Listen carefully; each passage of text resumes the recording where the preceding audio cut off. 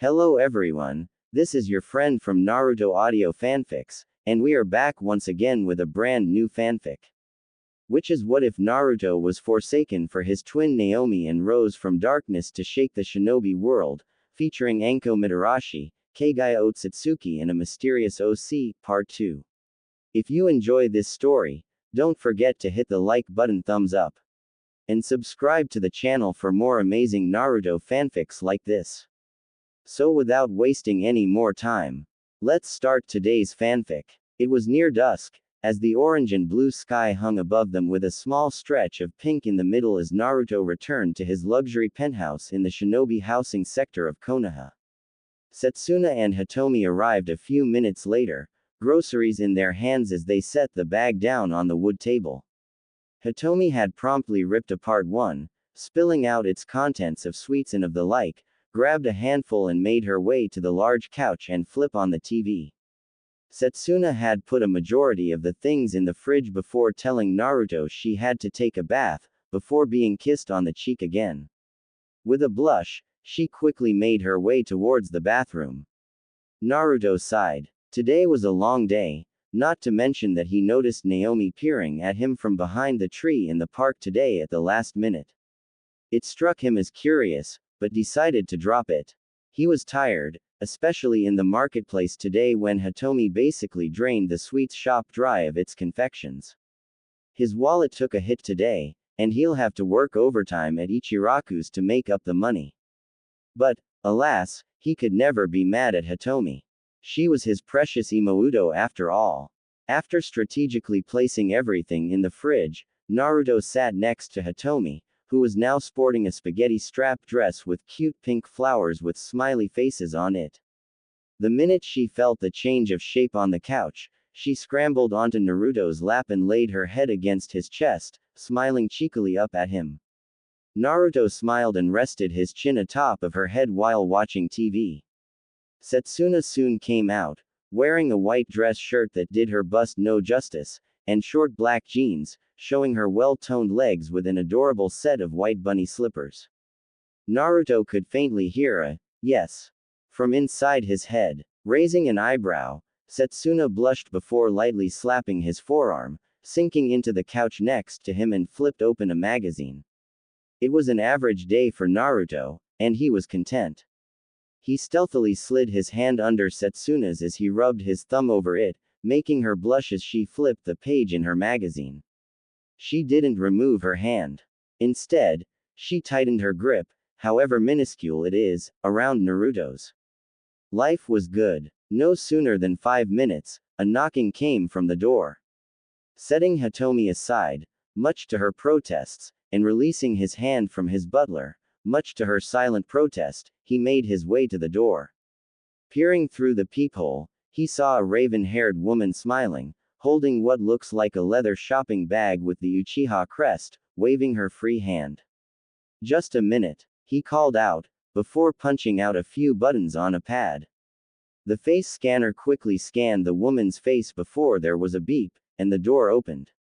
Makoto paraded in and lifted both her arms in the air, exuding her presence to those present. "Ohio, Naruto-chan," Makoto said jovially, before wrapping Naruto in a firm hug.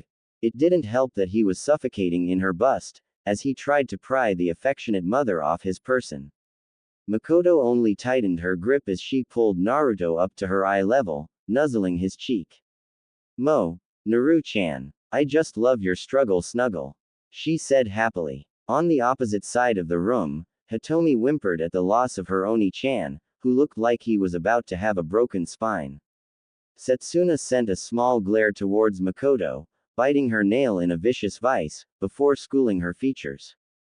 Relax, remain calm, neutral face, upright posture, cool and collected.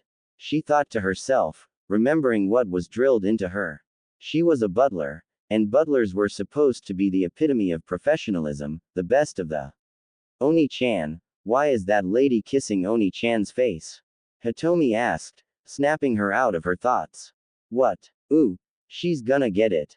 Setsuna was about to scramble off the couch, before Naruto managed to squirm out of Makoto's grasp. Makoto Bakken, I'm 12 years old now. I'm a big boy now.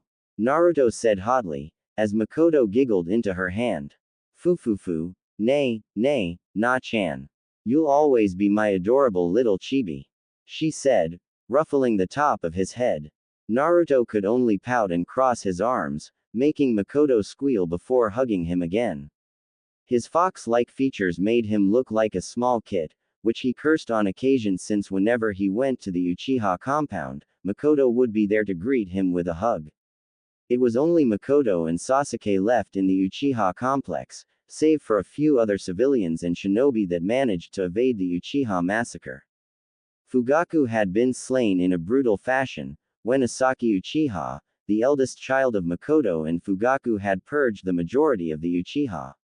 Asaki had spared Makoto and Sasuke, as an act of mercy, telling Sasuke to live free, before she vanished.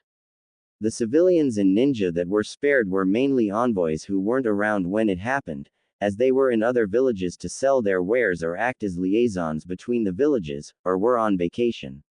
When they returned, they were shocked to see the ghost town of the former mighty Uchiha.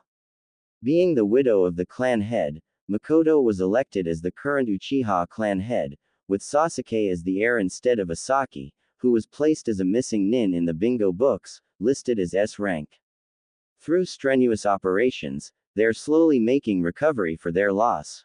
However, it was soon discovered that a large amount of the slain Uchiha had their eyes removed during the autopsy, that sent the bureaucracy of Konoha wanting her head, implying that she had taken the eyes. Makoto and Sasuke knew she wouldn't, as she was crying openly when Asaki and the two met. Nonetheless, Naruto had been invited for dinner at the compound, courtesy of Makoto and Sasuke, who wanted to meet the little, Foxy-chan, and the other who wanted to hang out with his bro, respectively. It struck Naruto as odd, when he heard Asaki had done something so heinous. He remembered her that she would play with him when she was off duty from Anbu. Flashback. A 6-year-old Naruto sat on a swing by himself on the Hokage monument, after dealing with his troublesome family. Minato and Kushina had taken Naomi out for a family outing today, as it was their birthday. In a typical fashion, he was alone as they didn't bother to tell him, or rather, they didn't want him there. Naruto idly swung his feet back and forth as he looked up at the starry night. The moon looked as illustrious as it did as always, as he pulled the collar of his yukata. It was a pale blue, with white lilies as a design. His sash was loosed a bit, to allow the V-neck of his yukata to droop. Naruto continued to admire the night, as the Kyuubi festival was happening down below when he felt a gust of wind. Shivering, Naruto pulled on his sash to keep himself warm, before he felt a pair of warm hands on his small shoulders. The hands started to roam down towards his arm, before rubbing them, making Naruto relax from the menstruations. He looked up and saw a pretty pale-skinned beauty, her hair pulled into a ponytail as her onyx eyes bore into his sapphire blue, with a minute smile before her face reverted to a neutral expression. "Hi, pretty Nei-chan," Naruto said, smiling at his newly acquired sister. She removed her hands and sat next to Naruto on the swing, sitting at an angle with her legs together to lean towards Naruto. "What's your name?" "Asaki Uchiha." "What are you doing here, Namikaze-sama?" Asaki asked, watching Naruto grimace at her question. She thought she offended him, but he waved his hand. "Don't call me Namikaze-sama, I don't like honorifics or my last name. Just call me Naruto," he said, before sighing, deflating into his swing seat. A small silence passed over them before Asaki spoke again. "Okay, Naruto-san, why aren't you spending time with your family?" she asked. Naruto's eyes darkened a bit. A family doesn't leave one of its members behind, nor do they neglect them, he said quietly. Asaki nodded minutely, confirming her suspicions. Often when she was at home, Makoto would go into a tirade about how Kushina wasn't taking care of little Naru-chan, before her attention was brought elsewhere. Before coming here, Asaki did a little spying on the Namikaze family, seeing how Naruto was suspiciously absent. This only reinforced her already growing sympathy for the young blonde, as she got off her swing. Naruto heard the creak of the chains from the swing before being lifted off his seat. Asaki sat down again, with Naruto in her lap, facing her. He curiously looked up at her with a frown, before he felt Asaki run her fingers through his hair. Naruto was shocked, as all the Uchiha he knew, save for Makoto and Sasuke, were stiff, upper-crust nobles. Quite frankly, he thought they all had sticks up their asses. However, he decided to add Asaki to the already small number of Uchiha who didn't, as she rubbed his back and petted him. Relaxing, he leaned forward and rested his face against her abdomen. After a few minutes, he looked back up at Asaki, who met his gaze when she felt the weight of his head off of her chest. "Thank you, Nei-chan," he whispered quietly. Asaki nodded slowly, studying his face before smiling. Her attention was diverted to the 3 whisker marks on both of his cheeks, curious if they were scars or tattoos. They always intrigued her, as no one else had markings like that on their face, and started to run her thumbs across his pudgy cheeks. Naruto froze, his back shooting up as he felt Asaki run her fingers across his cheeks. Try as he might, he couldn't move as he felt something well up from his throat. Asaki watched in rapt attention as a wide-eyed Naruto surprised her at his sudden lack of movement.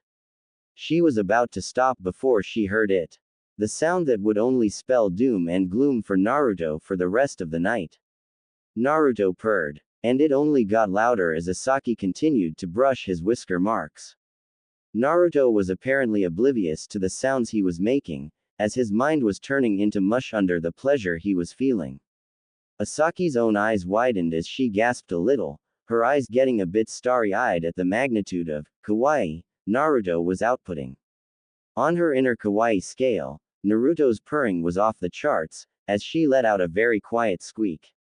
Squee. She promptly tucked Naruto, a very still and complacent Naruto, who was trying to gather himself, and ran off with him under her arm, heading towards Anbu HQ. It was all girls' night at HQ, and she just had to bring her new toy. Shit. End. Makoto stopped ruffling Naruto's hair, as she placed her bag on top of the kitchen counter. Nay, Naru-chan. I'll make you dinner today," Makoto said with a closed-eyed expression, before noticing 2 foreign presences. Hitomi and Setsuna. She eyed critically at Hitomi, who whimpered and dove onto the couch at her fierce expression, and then moved to Setsuna, who flinched. Naru-chan, who are these 2? She said, her gaze lingering more on Setsuna before turning to Naruto, who laughed sheepishly. Naruto made his way around the couch, grabbing Hitomi and Setsuna by the hands to properly introduce them to Makoto. "This is Hitomi, my new imouto," Naruto gestured at the shy girl, who hid behind Naruto's leg, occasionally peeking from behind.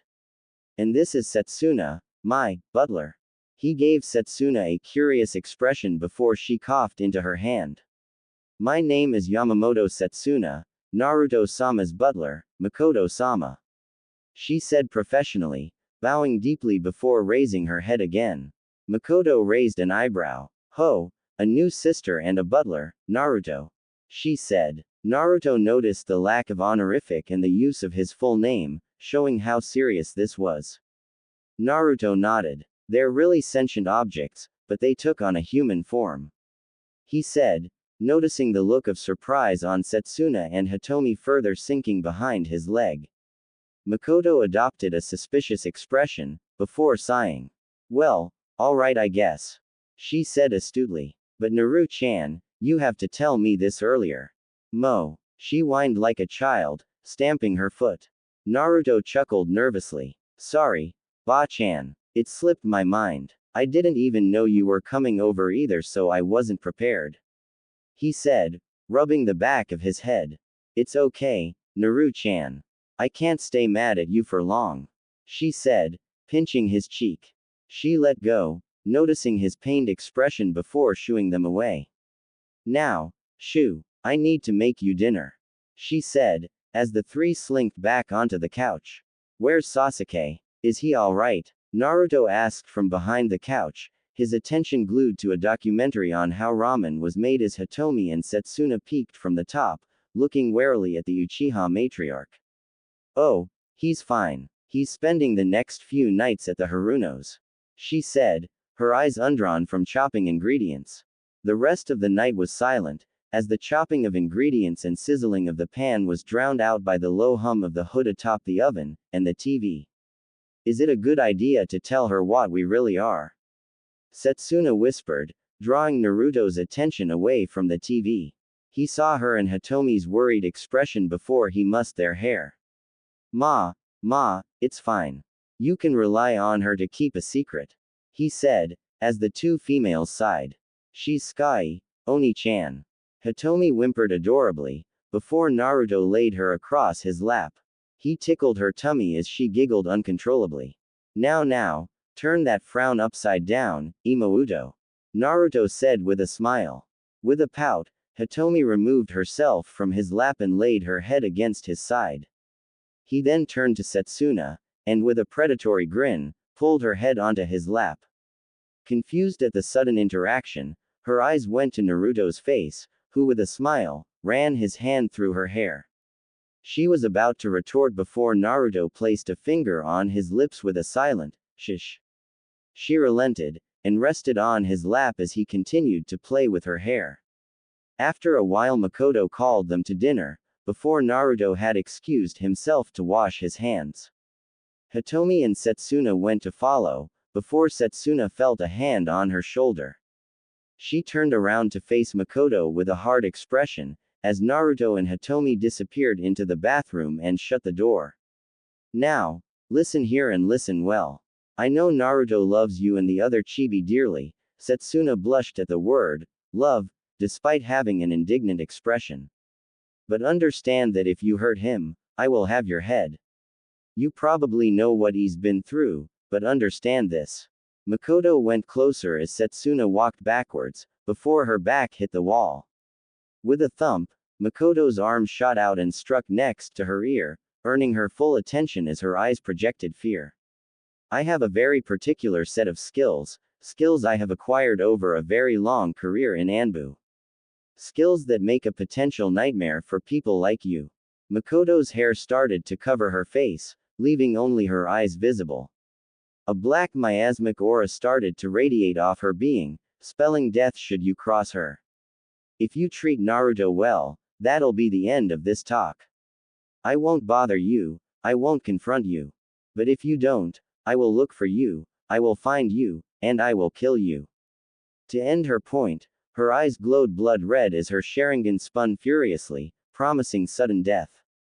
Setsuna could only nod quickly, hoping that appeasing the demon in front of her will make it go away. Just as quickly, Makoto reverted back to her normal appearance, as it never happened at all. Good. We're on the same page then, I'm glad to hear it, she said happily, before returning to the kitchen to plate up the food she cooked. Setsuna slowly slumped to the floor, her head down as the bathroom door opened. Your turn, Suna-chan, Naruto said as Hitomi followed him. Hitomi's right. She is scary, was all that was going through Setsuna's mind as she proceeded into the bathroom. After dinner, Naruto said he had to do something as he bid Setsuna and Hitomi goodbye, as well as Makoto, who made her intentions apparent when she said she'd be staying over until Sasuke returned to the compound. Naruto changed his attire to a blank white shirt and faded blue jeans, while wearing a black hoodie and sneakers made by Shiniki. Their slogan, "Just kill it," had always amused Naruto. Naruto started running up the wall with his chakra before jumping over the rooftops of various buildings, sometimes alternating to tree branches if there was no more building to jump over. Eventually, he reached his destination, having always visited every 2 months. The Namikaze household. He sighed as he went to the base of the building, the wall that would lead to the window to his bedroom. Using his chakra, he walked up the wall and propped open the window, and set a foot on the windowsill before he saw the 3 people he thought he wouldn't meet. Not this early. His former family. Naruto met their gazes before exhaling slowly. Well, shit. Earlier. Dinner's ready. Kushina shouted aloud as she finished adding some garnish to the ramen she was making. 3 large cylindrical pots were occupying the stove as she ladled some noodles, pouring it over with some broth and topping it off with some meat and vegetables. 3 minutes later, Minato came clunking down the stairs while Naomi practically bowled him over, shoving him hard against the railing that he fell through the gaps. Kushina tried to hold her laughter as Minato struggled to stand back up, as Naomi was already stuffing her face of the delicious noodles. Soon, the 3 were dining and talking animatedly about their day. So, Mina-kun, anything interesting happened today? Kushina inquired as she drank the broth and stood to refill her bowl. Minato sighed. The usual things, Kushi-chan. Paperwork, assigning team missions, paperwork, sending out letters to other nations, a council meeting and paperwork. Minato said cheekily. Kushina rolled her eyes. Well, you better clear up a few days for me, we're going baby shopping. Kushina cheered. Minato raised an eyebrow. For what? His response was met with a ladle to the head as he clenched the spot Kushina hit. For the baby, of course, baka. Kushina frowned. Minato rubbed his head sheepishly. Ah, Gomen, I thought you'd forget. It was already a nightmare trying to get new things for little Naomi here. She was quite the spitfire back then, ain't that right, Naomi? He ruffled her hair. Naomi pouted as Minato messed with her hair. She still is. Oh, have you found a boy to crush on yet? Kushina teased, making Naomi blush. Minato gasped. Kushina, I'll be damned if some little runt takes my only child away. Minato emphasized by slamming his fist on the table, making Kushina's bowl splash some ramen and broth on her clothes. Her eyebrow twitched. Naomi flinched, but Kushina and Minato didn't notice. Well, that won't be the case in a few months now, wouldn't it? We have baby number 2 coming along soon. Kushina patted her bulging belly. Little Haruka here is gonna be stirring up trouble in 3 months, Bane. Minato smiled wistfully as he got up and embraced Kushina from behind, kissing her cheek as his hands patted her belly. I bet she'll have your little verbal tick too. Minato laughed. Kushina reddened in embarrassment. You better not have jinxed it, Tem. I tried hard to hide it, Databane. Kushina mumbled the last part, much to Minato's secret amusement. However, Kushina saw and her chakra chains started to dance behind her. Quickly, Minato bolted from the kitchen. Get back here, Minato. Kushina gave chase, leaving Naomi alone in the kitchen as bangs and girlish screams echoed from the house. She sighed. Oni-chan, Naomi whispered, making circles with her finger on the table, looking sad. After a brief stint of silence, Kushina dragged Minato back into the kitchen by the collar as he stretched his arms to Naomi.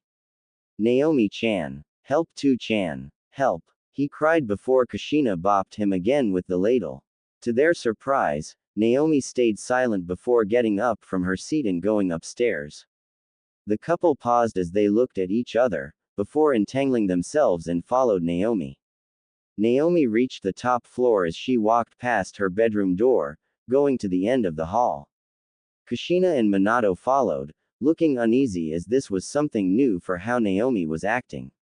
Reaching a window, she turned to face the door which she knew used to be Naruto's.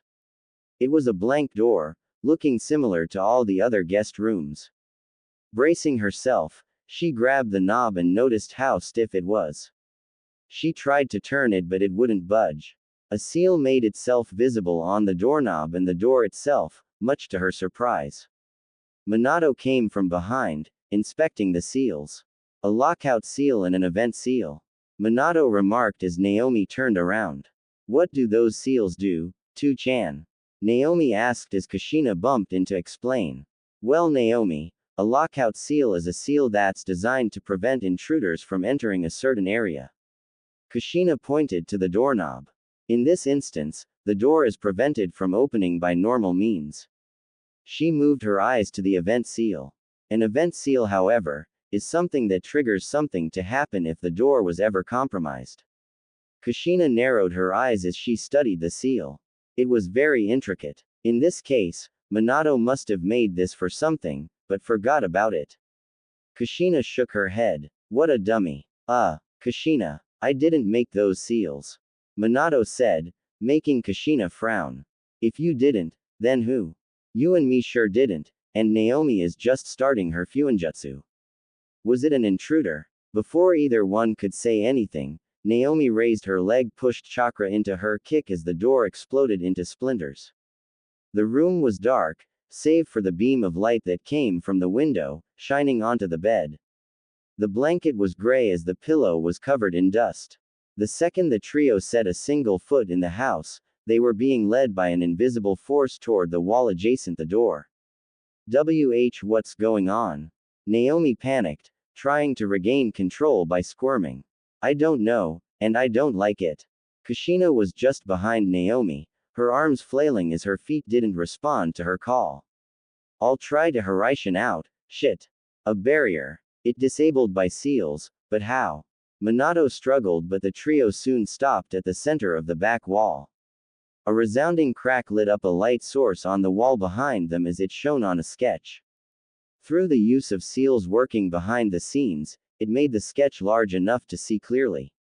Is that us? Minato said as he looked at the crude drawing.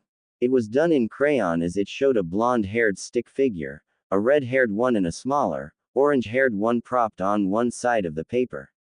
The backdrop featured grassy zigzags on the bottom, symbolizing grass and an obnoxious yellow sun in a corner, with a smiley face inside it. The three didn't understand until something shimmered on the other side. While the caricature of the three had smiley faces, a short, blonde stick figure had a sad smile on it. What does this mean, Minato-koi? I'm scared, Kushina uncharacteristically remarked. Being the red-hot habanero, scared wasn't in her dictionary until today.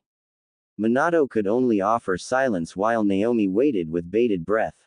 The next sketch was of a wooden house, barely discernible as the sketch was drawn in slightly better quality. The same red, blonde, orange stick figures were outside of the house, but the other blonde figure was looking out of what seems to be a window. They had the same faces as the first sketch. The sketches kept getting better as the drawing switched from crayon to color pencil, then to pencil to soft charcoal. Likewise, the quality improved in each drawing as more lights illuminated, each sketch depicting the Namikaze family and the mystery boy. In the sketches with pencil and soft charcoal, the sketches had accurately resembled the family, but the mystery boy always had his head and eyes shaded out, only showing the bottom half of the face. The lips were set in an eternal frown and in some, what looked to be streams of tears. The sketches also had odd numbers in a blank corner of each one. 7, 4, 5, 9, 8, 11. There were several repeats of the numbers from 4 through 11, with a few repeats of 12s. Wait, that's the time Naomi and I went to the park, and that's the time you and Naomi went to the Kyuubi festival. I couldn't go because of Hokage duties, but, Minato trailed off, Kushina nodding as she remembered those moments well. They soon realized that the sketches were depicting their moments in history. As soon as I find the creep stalking our family, I'll beat the tar out of him. Kushina and Minato shared the same sentiment. It soon became odd when it transitioned to what seemed like the boy playing with a rabbit. With a crown. These sketches were drawn in soft charcoal, in high-grade material as it started from the number 6 this time. Each drawing had shown the boy smiling, albeit his top half of his head were still shadowed. The bunny seemed to at first to evade the boy in the first few paintings, however it soon gradually stopped running before gradual acceptance in the latest few. It was a few seconds before a large, circular light shone from the ceiling. It looked like the moon. The trio's eyes were drawn from the apparent moonlight towards the wood floor, where a large drawing was illuminated. It stretched the whole floor, save for the space the bed, desk and shelf were occupying. This sketch, however, was colored in. On the right side, shone a beautiful pale woman with small, noble-esque eyebrows. She had 2 horns and long, silver hair and was dressed in a Miko garb. Magatama decorated the collar and cuffs of the priestess garb as her face was turned to the left, smiling affectionately. She had a faint blush, and a crown of grand design hovering above her head. Her right hand was grasping the figure's left hand. The boy seemed to meet the same height of the beauty, dressed in expensive, high-quality clothing. However, like prior, his upper half of his face had been shadowed, but the lower half was smiling toothily and a faint blush was visible as well. On top of where his head would be, a crown was there as well, but it was of even grander design, signifying the higher position of the two. The number in the corner was 13. What does this mean? Kushina whispered. Her head was racked with thought, as was Minato's. They didn't notice the wide, misty-eyed expression Naomi had. As if answering, the lights snapped shut as they heard a flipping motion.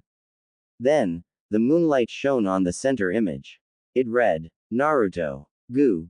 GL0S33GC. Suddenly, Minato and Kushina were assaulted with memories of their estranged son. Their eyes widened astronomically as they came to a sparking realization. No. No. No no no no no no no no. Kushina collapsed on her knees, as Minato's face was stricken with horror, as he collapsed and started to backpedal. As they did this, each light shone again on all the previous drawings, as Naruto's name appeared in the same messy font, as if done by a paintbrush splattering on a canvas. The sketches flipped over again, except the shadowed part of the boy revealed the full face of Naruto. It stung the three, especially the ones that looked like Naruto was crying, and it got progressively worse as Naruto's sketches improved, since they captured more detail of his anguish. The final sketch, of the woman and Naruto smiling made their heartstrings twinge, before each sketch faded into nothingness. The three were silent, save for their sobs before a clunking sound came from the window. Their eyes widened when the window was pushed up and a foot landed on the windowsill. A body followed the foot, as did a blonde mop of hair. The person looked up for a few seconds, before exhaling loudly and muttered something. Well, shit, omake. The girls were talking about how their day went in the Anbu HQ. Strictly speaking, the women of Anbu had this certain HQ locked in for their girls' night out. The male Anbu were relocated, as for their own safety since angry women spelled certain doom for anyone who came at an inopportune time. Especially when it was that time of month for some. I swear, Yuta and Rika should get together already. Yugo exclaimed. Her lower half of her body was underneath a low-rise table, where there was thick, fluffy material hanging from the already short table as a plate of snacks covered every inch of the table. They're so cute, especially Rika, with the eye patch. Anko shared her sentiment, as she sat adjacent of Yugo. She rested on her side as a pillow supported her elbow, supporting her head as she watched the large television. Maybe I should get one. PFF'd. Don't be ridiculous, Anko. I remember, when we were kids. You were a Chunabyu too. When you came to class dressed in a black ninja outfit and said that you were, and I quote, beware, peasants. Mystic Shadow Nin, Mitarashi Anko shall protect from the shadows. Because you thought the Anbu before were cool. I couldn't stop laughing. Yugo remarked, snickering when Anko blushed, before kicking Yugo from under the table. You Urasai. That was only a year in school. She blushed in embarrassment. Ma, it's okay Anko. I thought it was adorable. Kumiko Nadashi comforted Anko, rubbing her back in silent support as she smiled. She had a braided hairstyle with innocent eyes and a pale face. Ha, that was the funniest shit I've seen all year that time. You had a red scarf wrapped around your mouth and everything. Aika Sudendo laughed, Yugo with her elbow. She had a tan complexion, with sharp eyes and pouty lips. Anko was about to unleash hell when the door suddenly slammed open. The four Anbu snapped to defensive positions when Asaki stormed in, closing the door with her foot with Naruto in tow. He had fallen asleep at some point. What's up, Asaki? Why do you look like you've found Konoha's eighth wonder of the world? Yugo asked, her eyes drifting to Naruto's sleeping form. And who's the runt? He's Yondaime-sama's son, Naruto. Asaki said, while laying him in her lap. Huh, he looks like a cutie. Anko remarked offhandedly. Why's Naruto here then? Aika gasped. Asaki. You didn't kidnap him, right? She said with a faux shocked expression. Asaki-san. I expected better. Stealing a little boy, look at how innocent he is. Kumiko crinkled her eyebrows, her eyes showing disapproval as she frowned. No, I didn't kidnap Naruto. Watch, Asaki said loudly, before shing them and motioning them closer with her hand. Raising eyebrows, the four leaned in as Asaki maneuvered her index fingers to Naruto's cheeks. Look, do you see these markings? They look like whiskers, right? Asaki said giddily. The four raised an eyebrow before look at each other, nodding slowly. When I rub them, he purrs. Asaki said, her eyes gleaming as she slowly moved her thumbs over Naruto's whisker marks. Her eyes sparkled as they touched his cheeks, and she started to brush them horizontally. What a crock of shish. Wait, what? Aiko was about to call Asaki out, before she heard a guttural noise from the tot. He's actually purring. The foo, Anko was about to finish, before Yugo shoved her hand in Anko's mouth, her eyes never leaving Naruto. He continued to purr, much to the five's delight. Isn't he adorable? Asaki said, as the other four Anbu crowded around Naruto watching with fascination. However, Naruto only amplified that feeling when he turned around, making grabby motions with his hands. His hands landed on Asaki's clothes and he pulled himself in, snuggling to them as his legs kip up into his belly, and his hands bent, like a fox. All of the Anbu, save for Asaki, squeaked in delight, as their kawaii meters shot out of the roof. Anko started. So. Kumiko with the assist. Damn. Aika. With the pass.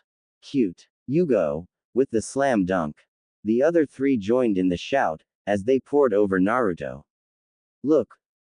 He's waking up. Shish. Asaki harshly whispered as Naruto started to stir. He looked up, meeting 5 pairs of eyes as he blearily made out the faces. So many pretty Nei-chans, Munya, Naruto sleepily said as he smiled, going back to burying himself into Asaki's soft clothes. There was dead silence, before the group broke out in whispers. Asaki, I think you really have found Konoha's 8th world wonder. No, Konoha's greatest world wonder, Anko said, her eyes wide. Weaponized cuteness. Yugo said, her eyes sparkled. That's dangerous, Asaki. It made me break character. Aika replied, her hand over her face as her irises shook in their sockets, shocked by the effect the little runt had. He's just like a fox. Kumiko gushed, bringing the whispers to a dead halt. Just as sudden, Yugo dived out the window and ran, heading towards the marketplace. The other four didn't notice as they were entrapped in Naruto's purring, before Yugo came back 5 minutes later. With a plastic bag. Girls, I think I may have the weakness to women in my hands. Yugo said ominously, as she kneeled with the bag. What? As if he wasn't already. Aika asked, too engulfed at Naruto. Here, watch, Yugo set the bag down, before opening it. PJs. Anko said as she grabbed a panda one out of the bag. Asaki was too busy, being a mother hen at the moment. Full-body animal PJs. They were available at a flash sale at the festival today. Yugo fished out a certain orange one, which drew the other four ANBU's attention due to its bright color. Yugo smirked deviously before unfolding it, revealing a fox PJ. It had the pointy ears on top and 9 tails at the bottom, a hole for the face and a zipper on the side of it.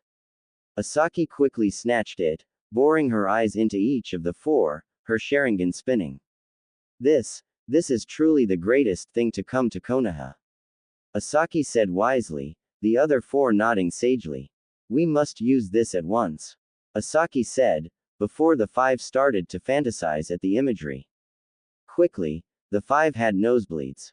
10 minutes later, armed with a video camera, tissues and other items, the 5 Anbu returned to a sleeping Naruto.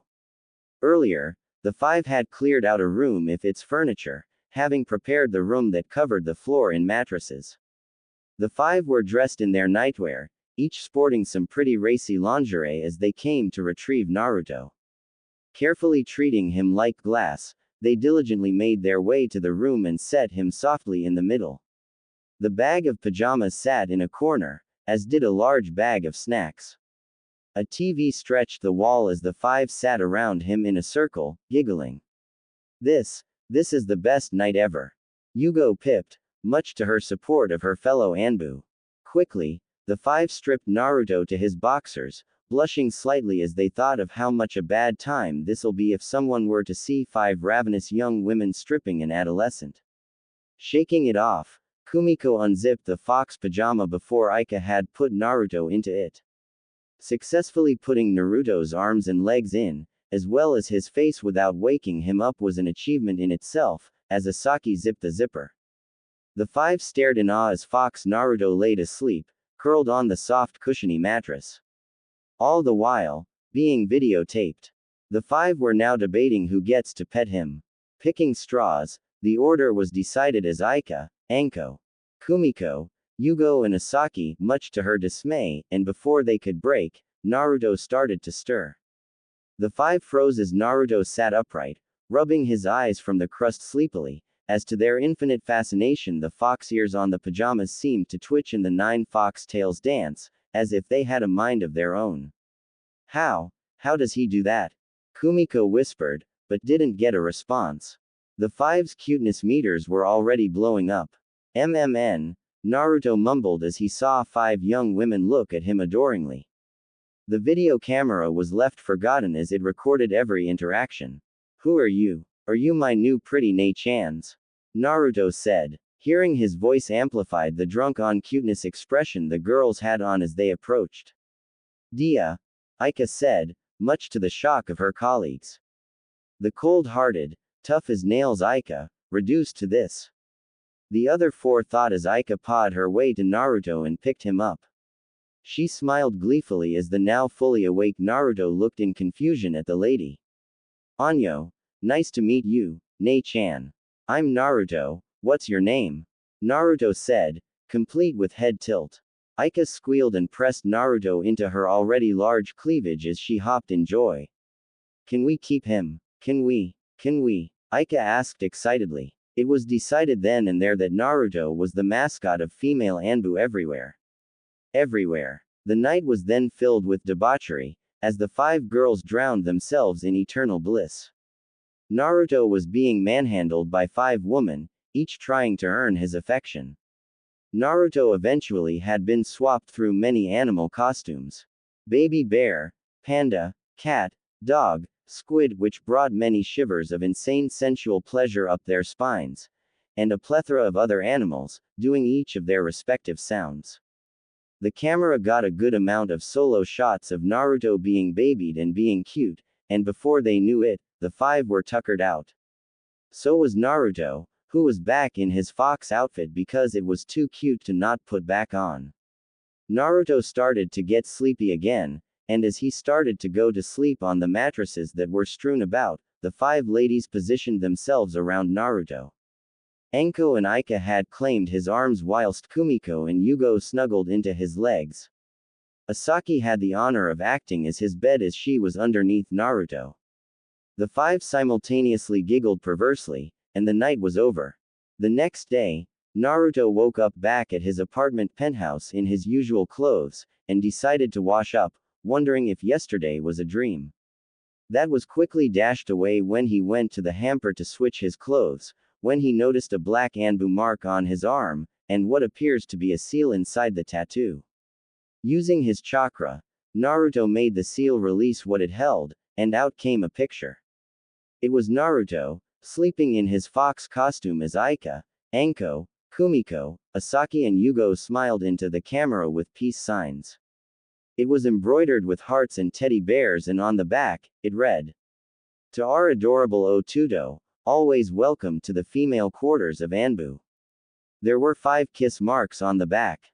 Naruto smiled, and framed the picture and resealed it back into his arm. Just a typical night in Konoha. Naruto grumbled as he laid on his bed. The sun was shining brightly through the draped window, where small beams of light managed to slip by the cracks and shine on his face. Yesterday was pretty hectic night, even for him. A lot of drama and emotional words were exchanged, but things were settled. For now, at least. As yesterday night's events assaulted Naruto's memory, he sighed and ran his hand across his face before propping his head. After sitting, bleary-eyed on the bed, he rubbed the crust out of his eyes and swung his legs from out of the tangled mess of his bed sheets and headed towards the bathroom. Upon entering, he noticed the rings around his droopy eyes as he sighed.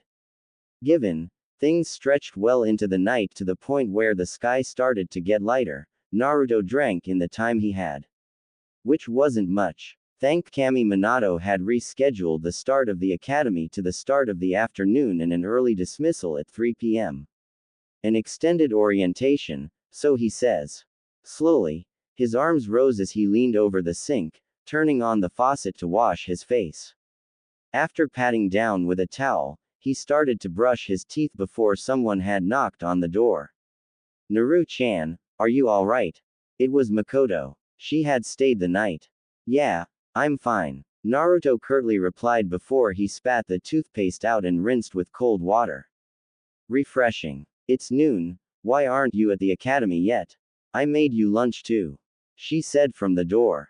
Minato had to change the time for today so the other students who weren't there for the first orientation can get a crash course today.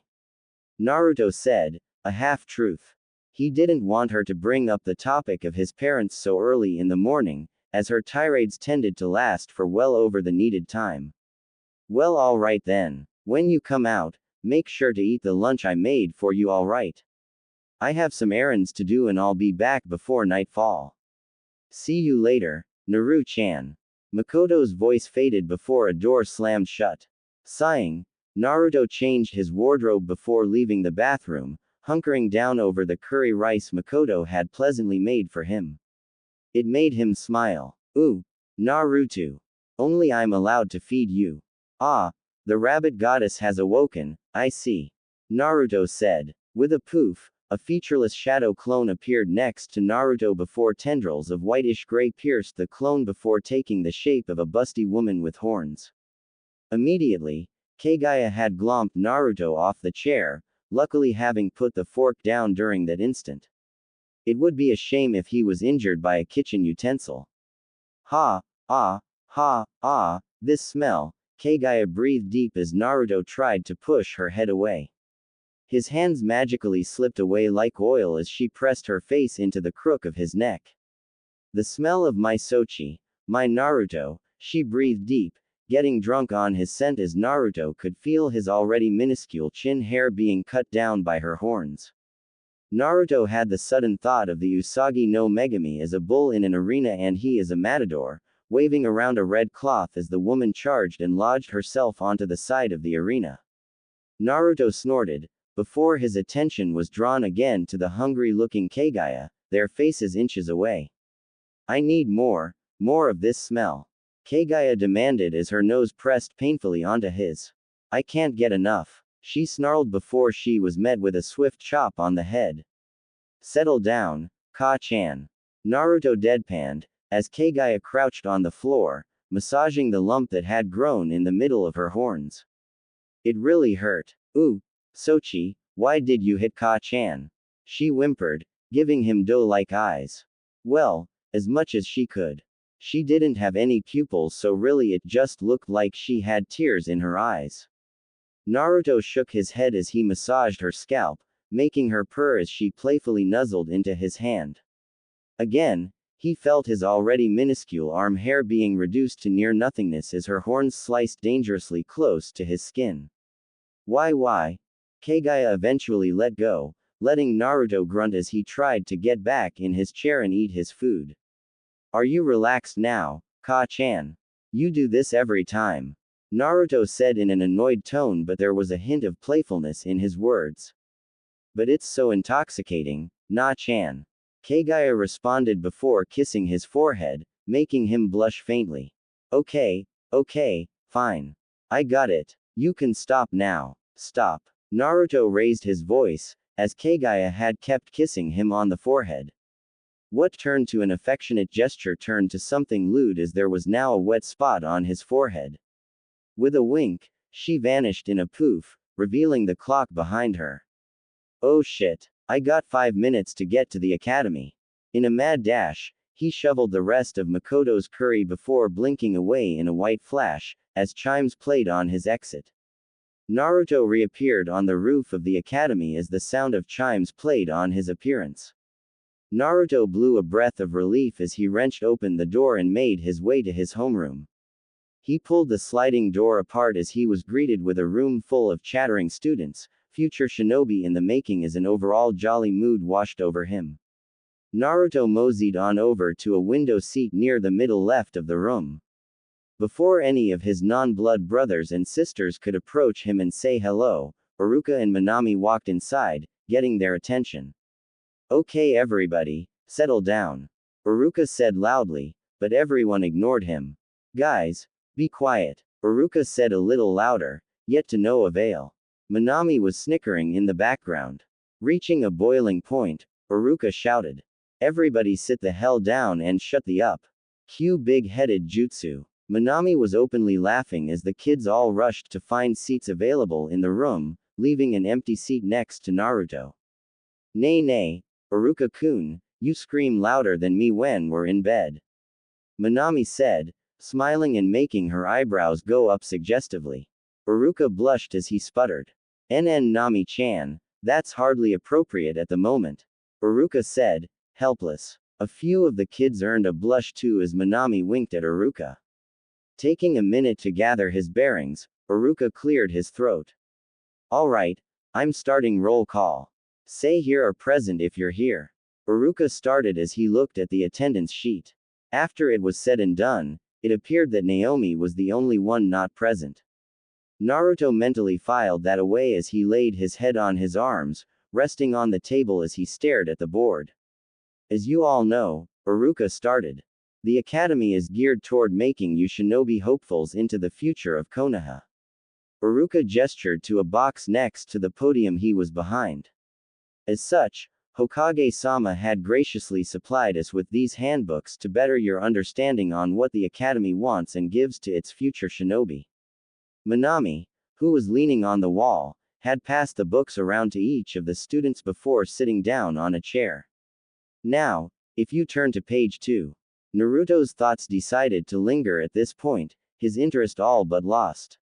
He idly remembered the empty seat next to him and the events that happened yesterday night. Flashback. Well, shit, Naruto said bluntly, snapping the three out of their trance. With his presence known, Kushina all but launched at her baby boy, effectively tackling Naruto and her out the window. A thought quickly passed by Naruto's mind as he felt the lack of support underneath him.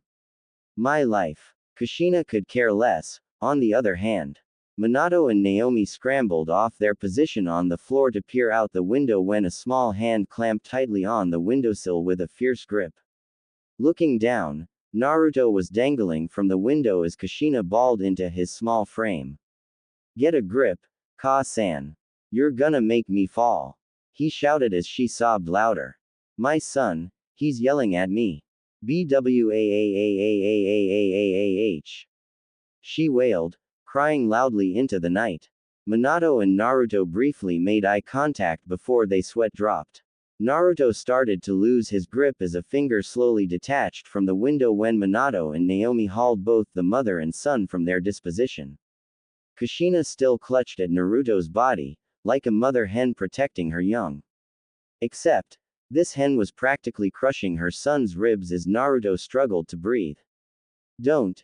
Just stand there. Help. Naruto gasped out as he felt Kushina tighten up. URK. After a fierce tug of war with Kushina threatening to rip the arms off of anyone who would take her Sochi away, the two finally detached the clingy mother from her estranged son. In a rebound, Kushina decided that if she couldn't have her Sochi, she'll settle for her Masumi, and latched onto Naomi instead, shoving her head into her bust as she whimpered, resting her head on top of Naomi's. Quite frankly, Naruto had matched Kushina to a red chihuahua before it was stashed away in the depths of his brain. Taking a breath, He normalized his condition before readjusting his position and stood. He went for the door before glancing back. I'll be downstairs. Until then, get yourselves in check before we talk. And the door slammed shut. After a few minutes, the fractured family were seated in the living room. Naruto sat in a chair facing the other three that were seated in a sofa. So, who wants to go first? Naruto asked, breaking the silence. It was thick as neither one made a noise. Minato was sweating, Naomi was looking downtrodden, and Kushina was busy blowing her nose and dabbing her eyes. She decided to go first. Naruto, my Shan, Kushina said as her words failed to work with her as she was crying, her voice filled with congestion.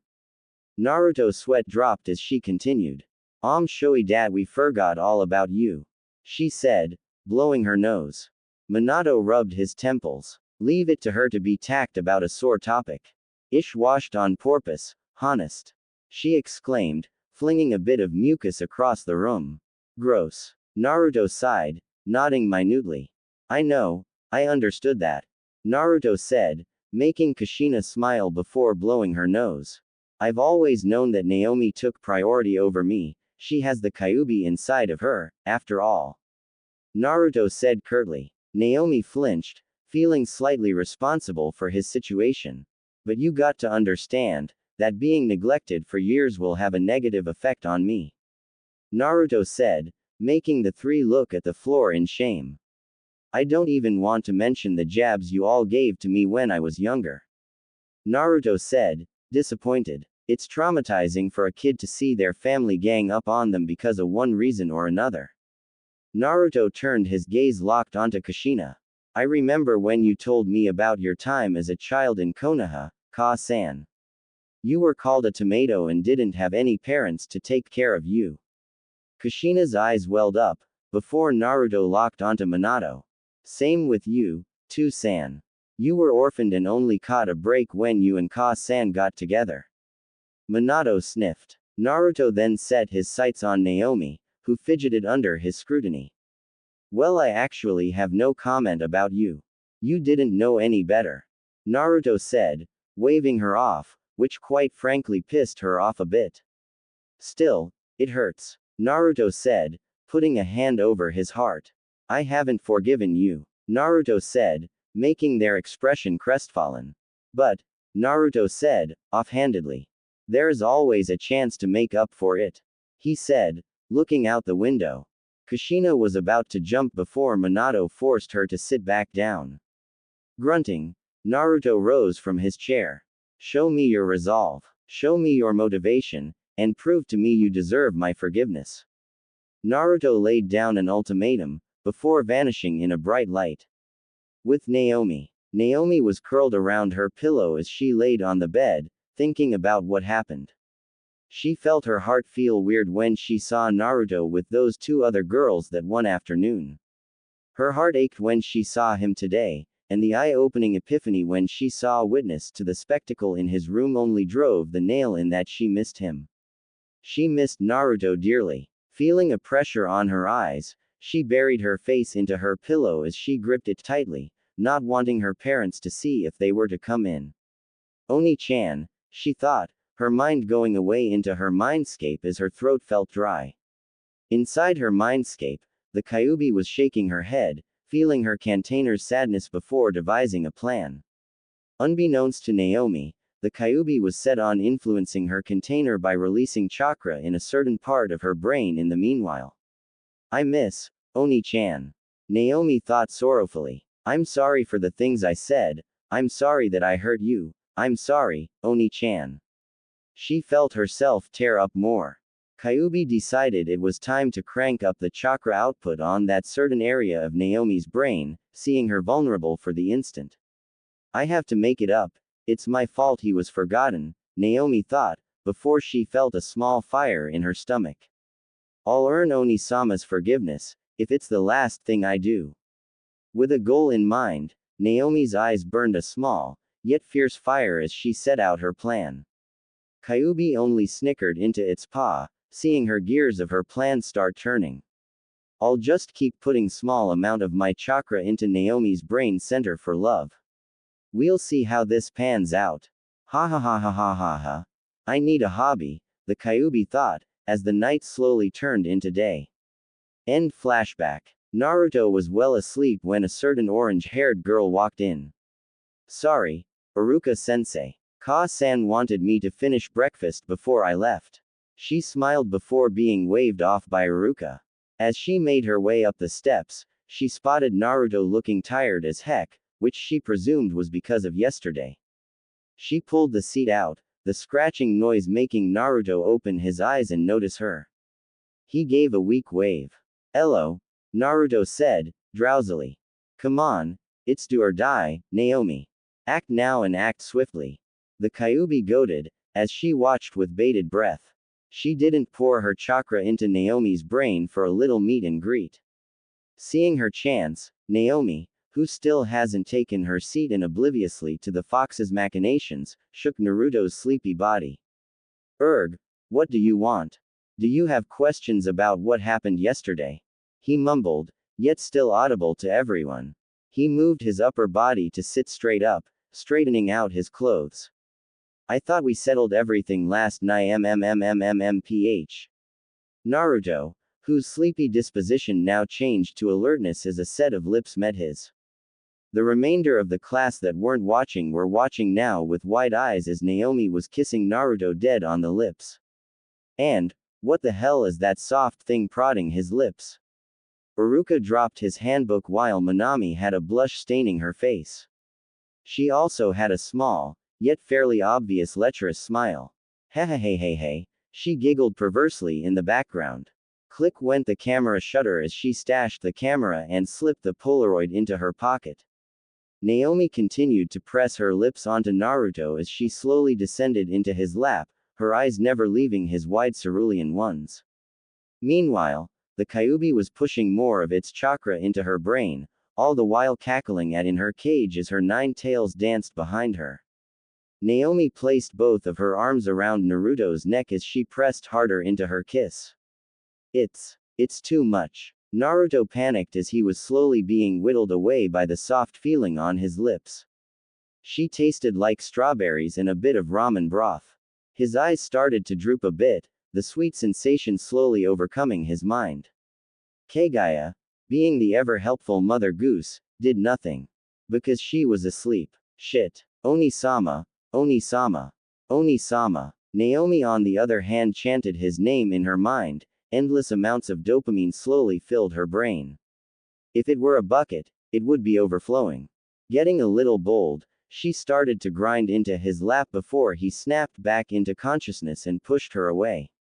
Naomi released Naruto as she slowly pulled away, a trail of saliva connecting their mouths.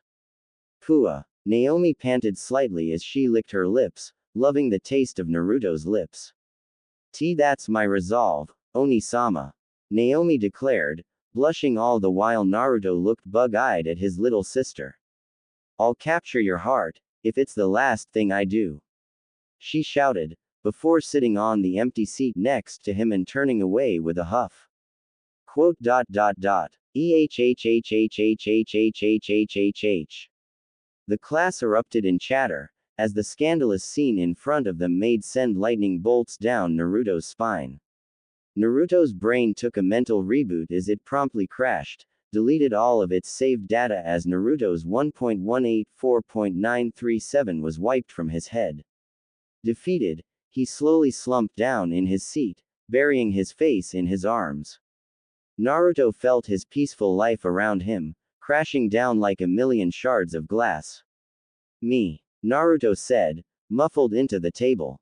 The academy was amiss, as its usual calm, studious aura that was emitted turned to drama as all the kids that were released back into the wild were chatting animately about what happened between Naomi and Naruto. Naomi was blushing atomically, a new shade of red as she hid under her desk when 3 p.m. arrived. Naruto had promptly dived out the window to avoid the masses. As such, we find our blonde sitting on a tire swing, as it spun slowly in place. "I can't rightly look at my little sister in the right way anymore, how did her resolve become earning my heart?" Naruto was having a war in his brain, as chibi Narutos were attacking the images of Naomi kissing him earlier in a mad dash, yet they kept coming in endless numbers. Where the hell were they coming from? From the shadows, a horned woman giggled. It was too much for the chibi Narutos, as the images had surrounded them before attacking themselves, spawning chibi Naomis that glomped and kissed the everlasting life out of them. A burst of smoke erupted from the top of Naruto's head as he blushed, before shaking his head to rid himself of those thoughts. He idly drifted to the sensation on his lips, remembering their soft yet firm texture. That was my first kiss too. He looked up to the sky, as if the clouds had the answers. He finally saw the appeal of looking at clouds were now, and mentally scheduled an appointment with Shikamaru to take a few hours to lay down and do nothing. In the Nara compound, a pineapple-haired male sneezed, startling him awake before smiling and went to his calendar and circled a Saturday before returning to sleep. Naruto sighed, before letting go of his grip and fell face first into the dirt and stayed there. The grass smelled nice today. It was well after 5 p.m. as Naruto was dishing up some ramen. He applied at Ichiraku's when he noticed that they could use a hand, as Kushina and Minato would often come to eat here. And what better way to have your business boom than have your village's leader be a patron? Well, get a poop ton of money, but that's besides the point. As such, Naruto was hired on board along with a few others, as the shop was moved into a restaurant space, and soon went from rent to ownership of the building.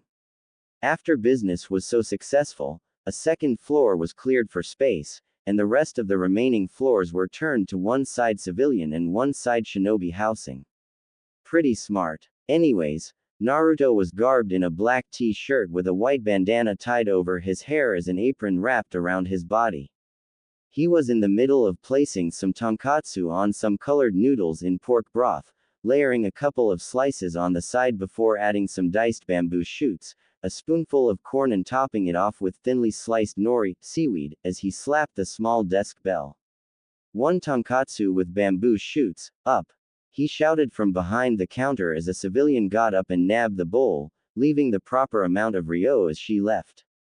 With a huff, Naruto exhaled, fanning himself with a paper fan as he observed the happy customers slurping up his creations, and still a great sense of pride. Oi, Naruto, how's the heat? Ayame asked from across the room as she placed a bowl of ramen onto a tray as a waiter took it upstairs. I tell ya Ayame, rush hour is absolutely ridiculous, but seeing the customers smile when they dive into it makes it all the more worth it. Naruto said with a smile. Ayame giggled into her hand before a few more customers came through the small hanging curtains. Welcome to Ichiraku Ramen, may I take your order? Ayame, with her feminine wiles, made the men of the restaurant, save for Naruto, swoon as she took their orders. Sighing, Naruto shook his head at her antics as he turned around to tend to the broth, dropping in some chicken bones in the chicken broth when he heard the squeak of the stool behind him. Welcome to Ichiraku's, what'll be your choice of ramen today? Naruto said, turning around to face the last person he wanted to see on Kami's green earth, for the day. Hello, Oni-sama, a shy-looking Naomi said, rubbing her arm as she blushed, looking half at the floor, half at Naruto.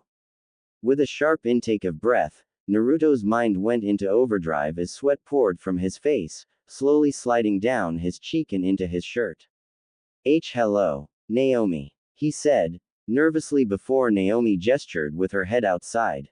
With a quick look, he saw Ayame nod at him before doing a shooing motion at him, and with her approval, went out and towards the back into an alleyway with Naomi trailing behind him. Huffing, Naruto looked at Naomi, who found her toes very interesting. Alright Naomi, what's up? Naruto asked, sending her a questioning glance. He got a bad feeling about this. It's about, earlier, in the academy when she blushed, before making hand gestures. You know. Naruto raised a hand, stopping her while nodding. I understand. It's about the kiss. Naruto finished, blushing faintly. Naomi nodded, as a minute or so passed. Naruto was starting to get curious. Why wasn't she talking? So what did you want to talk about the kiss? Naruto prodded, making Naruto blush a little harder. I liked it, Naomi muttered under her breath, as she unknowingly got off the side of the wall she was leaning on. Her mind was in a haze, and it was all due to a sneaky little fox. Naomi was fidgeting as she rose her head, her eyes matching his. Naruto was a little put off by her facial expression, if one could say. He felt a large amount of panic down his spine. I have no comment, Naruto said flatly, scratching the back of his head with a raised eyebrow. That only made the feeling in his spine increase, as if he had just committed a heinous crime and stepped on stage for a public hanging. Naomi had put on a face of what seems to be a rough interpretation of determination as she took another step forward. The already narrow alleyway seemed narrower as the space between him and escape grew smaller, as she was approaching him at an angle. She took another step as he bolted down the alley, hoping that there would be an exit on the other side. Running quickly, he powered through the twist and turn of the buildings as it didn't seem to lead him to the other side of Ichiraku's, more like the middle of the buildings surrounding him. That was proven true as he turned the corner, coming into an interesting sight as a small park came into view. Well, one might not call it a park, it literally consisted of a circle of stone perimeter that was a little elevated from the ground as a large sakura tree grew from the middle, with grass filling in the area. Benches were lined along the elevated stone and against the buildings of what Naruto thought to be a smoking zone. Looking around, he realized that there were no openings and the way he came from was the only entrance and exit. A fierce shiver shot up his spine as his torso clenched up, a foot falling onto the smooth stone. Clack. Whipping around, Naruto noticed the proximity of his face and Naomi's, who had her hands clasped and had an amorous look directed to him. Naruto quickly walked backwards, his back hitting the base of the tree as Naomi retained the distance, their bodies mere centimeters away. A furry fox cackled maniacally at the turn of events and continued to get to work. End now Naomi, let's end not get hasty right end now. Naruto started to panic, his arms extended trying to push her away before she slapped the downwards, shooting both of her arms out as her hands landed beside Naruto's head. Or rather, into the tree as she enhanced her hands with chakra as her hands were now embedded into the wood. Oni-sama, Naomi said, a touch of seductive undertone could be heard as she leaned close. Shit. Not Agai MMMMMPH. Naruto was silenced as Naomi's lips met his for a second time. It started off quick and sloppy, before she readjusted herself and skillfully sucked his face, for lack of a better term. Should any bystander see, one might remark that they look like two lovebirds who confessed their undying love to each other. Naruto could do nothing but be at his little sister's mercy as his mouth was agape when she kissed him. Bad move. Naomi, as she basically cleaned his tonsils, sucked on his lips before diving into his mouth with her tongue, wrestling with his. She had pulled her hands out of the tree as she wrapped Naruto into a hug, deepening the kiss. Naruto could feel her budding, yet still very present press against his chest, and he found it highly disturbing that he was secretly enjoying it. Try as he might, he couldn't resist as a small trickle of blood flowed from his nose, onto his lips. Naomi got a little dicey, not thinking at the right frame of mind as she let the blood from his nose slip into their kiss, as she lapped up Naruto's saliva and blood, enjoying the coppery taste. The worst part of this was that Naomi's eyes bore into his cerulean ones, and if he could properly make out, hearts were just faintly visible in her eyes. Naruto's body went slack as his legs gave out, his body sliding off the tree and onto the grass. Naomi, with the grip of a professional wrestler, didn't let up at all as she fell with him, gravity working in her favor as she practically had coiled her tongue with Naruto's. He was too lost in forbidden bliss as his eyes rolled to the back of his head. Naomi, who was now laying on top of Naruto, unclasped the hug and moved up to his neck, while she brought up one leg near her chest, her crotch on top of his as she unknowingly grinded into it. Naruto unconsciously moaned into the kiss, sending sparks into her loins that made her a little warm between the legs. After a minute, Naruto came back to life as he felt the something soft and warm on top of him, to snap back to the kiss. Another few minutes passed before Naomi had her fill, and stopped her movements, going back to simple kissing as a large strand of saliva connected their mouths. Hungrily, she used her hand to cut the strand and wrap it around her finger, before sticking it in her mouth, savoring the taste. With a pop, she pulled the finger out as she straddled him, Naruto's mind going blank. Wah! Naruto whimpered in a low voice, before Naomi's other hand shushed Naruto. Kissing him on the cheek, she whispered into his ear. I love you, Oni-sama. I'm sorry for everything, but I love you. I love you more than the world, more than Ka-chan and Tu-chan, and more than me. She said, nibbling his ear as she nuzzled his neck. Naruto could do nothing but stare with an apathetic expression, being too tired for this shit, and gave up. Sighing, he ran his fingers along her long hair, making her purr before she planted kisses on his neck and jaw, kissing his lips again before pulling away. She smiled, which Naruto thought was cute as she lovingly spoke the words with a ton of conviction behind them. I love you, Naruto. And in a dash, she got off of him and ran out of the area, leaving him alone to his thoughts. Shit. In his mindscape, a small orange orb made herself known as it floated wispy-like as it found the older, sleeping Naruto. It laid next to him on the heart-shaped bed before glowing brightly, taking the form of Naomi, as she curled and snuggled into Naruto's arm. As if in a dream-like state, the older Naruto turned his body and brought her closer into his, her head buried into his chest and his own into her flowing, orange hair.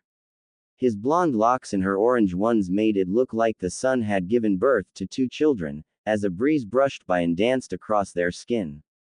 Kagaya, who was busy at the moment, had returned to find her spot taken by Naomi and pouted, before smiling a tad and pulling out a clipboard.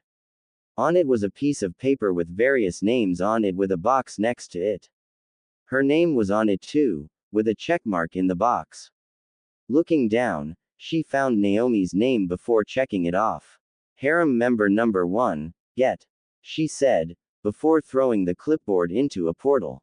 Omake. It was time for bed for little Naruto. The day had been long and boring with nothing to do. It was 8 p.m. as Naruto finished a painting of his family, before splashing his name on the back and setting it firmly on a wall with a seal. Eyeing the piece, he nodded, before putting his crayons away. Yawning, Naruto clambered into bed and put the covers over his body, slowly falling into the abyss of dreams.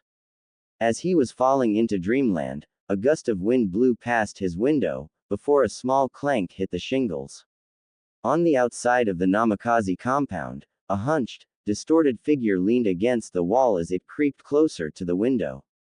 Using its toes, the figure flexibly put one leg on either side of the window frame, before crouching in a half stance, its hands going to the base. With little effort, the figure lifted the bottom half of the window, before doing a few hand seals. The figure's hand glue a light blue as it thrusted into the window, a small shattering sound coming from the outside. It had just broken the only barrier between the mystery figure and Naruto, who had turned around in his sleep to face away from the window. Quickly, the figure swung in and landed softly with a hand stretched on the floor, balancing on its toes. Whipping around, it quickly shut the window before standing fully erect. With a clap of the figure's hands and a silent mumble, the once invisible figure changed into one of color. Shapely legs, a round rear and sizable chest revealed Aika garbed in stereotypical ninja gear, dressed in black. Her fiery red mane was dulled by the moonlight, as she undressed and sealed her clothing into a seal tattoo on her arm. She was now dressed in lingerie, black lacy bra and matching panties only enhanced her features, not to mention her tan skin made her look like an Amazon goddess. Walking on the balls of her feet, she made her way to the prone Naruto, and with a quick action, slid into the bed with Naruto. She sighed in content as she became the big spoon, Naruto the little spoon. Despite the lack of space, she was happy, spending time with the love of her life.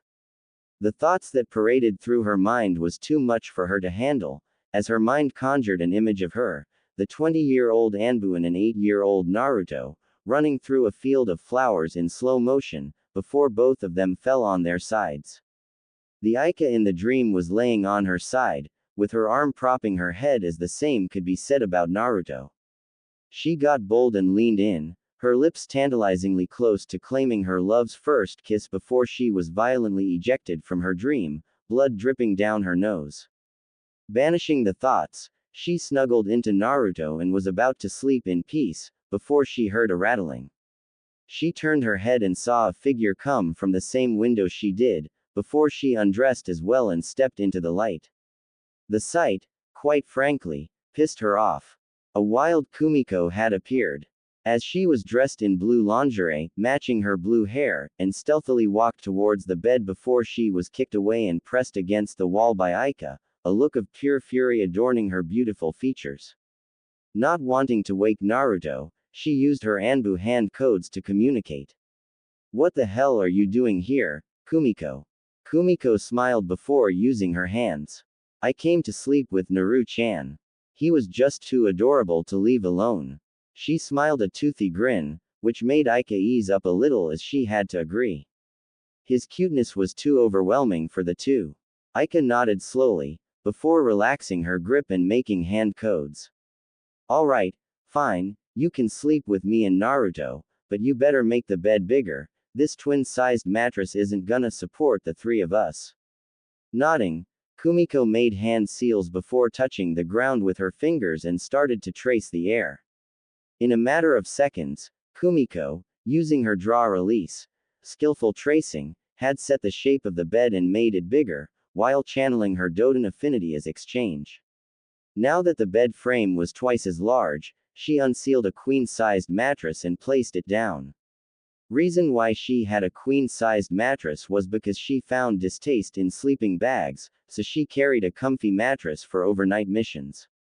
Using her draw-release again, she connected the twin and queen-sized mattress and it fused into one large mattress, and the two shifted Naruto in the middle, Aika and Kumiko claiming his arms as pillows and side in content. As they were about to sleep, the two heard a noise and sat up, prepared as two beings shifted from the shadows outside and seeped inside the room. The shadows grew until they were banished away, revealing Yugo and Anko, wearing purple and red lingerie respectively. Aika growled a quiet yet menacingly, getting their attention as their eyes were wide. The two were about to talk before Kumiko used Anbu hand codes to tell them to be quiet. Naruto was sleeping. Eventually, the quartet were facing each other, as if in a standoff. "Why are you two here now? I could make do with just Kumiko, but you two made it all the more difficult." Aika signed. "Hey, don't you be yelling at us like that." Anko signed aggressively. "Last time I checked, Naruto belongs to all Anbu, not exclusively to you, you hothead." Yugo retorted, making Aika angrier. Kumiko tried to be the voice of reason, trying to calm her down, but the three weren't paying attention, so she tried harder. In the end, the four were violently using Anbu hand codes to throw insults at each other. It looked like four people in a dance-off to see which one was the better dancer, before they heard the bed squeak from strain.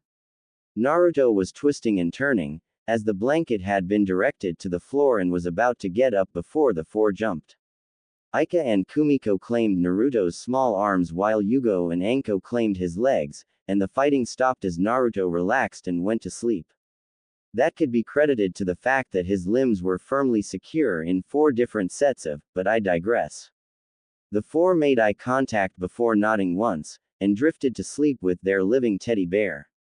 Meanwhile, Asaki was crying waterfalls as she was stuck at home, acting as the secretary for Anbu Commander Dragon, who was hiding behind her chair, rubbing a gloved hand over a picture frame of Naruto smiling toothily. She hugged the picture frame to her chest, and Asaki could swear she heard an audible squee. It didn't take long for Naruto to stumble back into his penthouse apartment as he tripped over the door, falling face first onto the welcome mat. As the door hit the adjacent wall with an audible bang, Naruto groaned as he ate some of the rough material the rug was made of, before grunting, lifting himself up with the help of the doorknob. Naruto, honey, are you okay? Makoto appeared from the kitchen, carrying a plate of food with a concerned expression. Naruto waved her concern off as he took a deep breath. Naomi kissed me, Obaa-chan. Naruto said bluntly, rubbing his nose with a delicate finger. Well, that's nice, honey. Make sure to treat her well. Makoto replied, before sitting down on the couch with her now identified plate of cookies as she turned on the television. It took 0.1 of a second for Naruto to blink before a plate full of cookies impacted his face as the stray plate sliced the television in half with frightening strength, embedding itself into the wall behind it.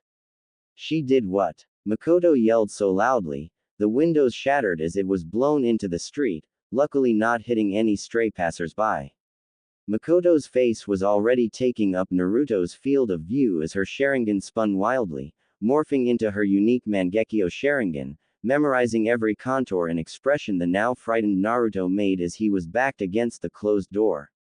Naruto could see that the top half of her face was shadowed by her midnight hair, and it didn't help that her Sharingan seemed to glow red, making her seem like a demon as a black miasma surrounded her body.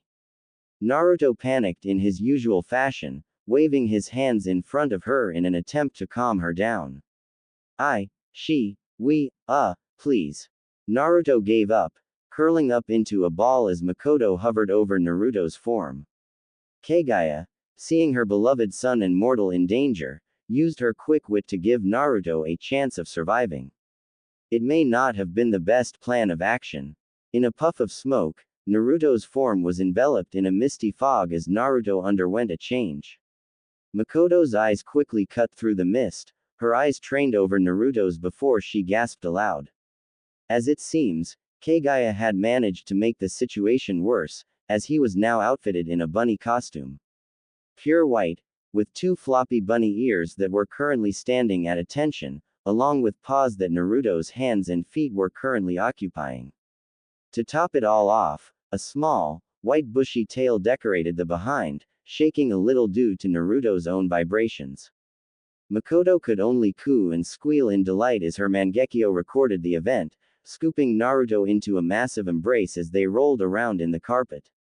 As Naruto suffocated into Makoto's sizable bust, he could only be trapped under Makoto's arms and soon passed out. It didn't take long for Naruto to regain consciousness, as he awoke in a start in bed. He glanced around the room, regaining his sense of familiarity before he released a breath he unknowingly held, flopping back onto the mattress. It was night, from what he could tell from the color of the sky.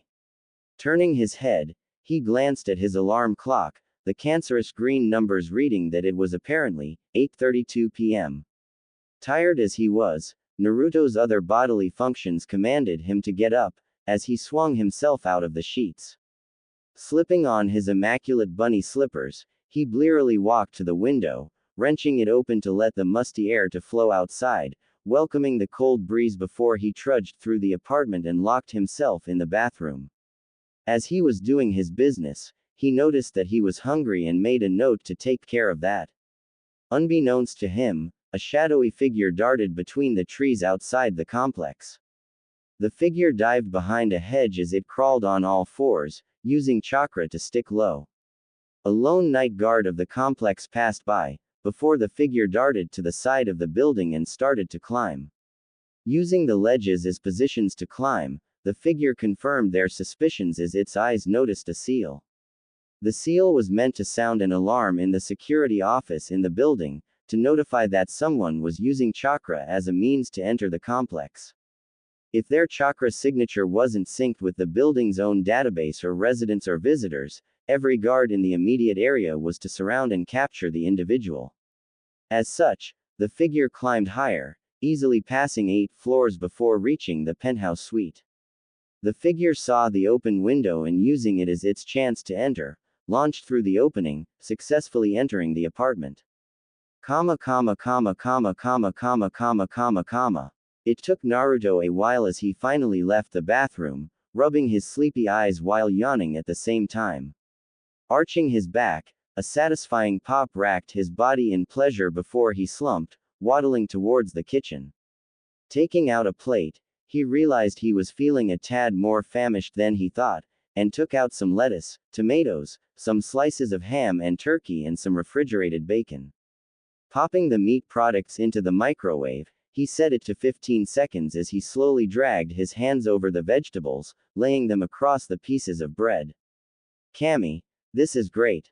Naruto, not quite in the proper mindset, remarked as he finally assembled 2 sandwiches, and bit into it.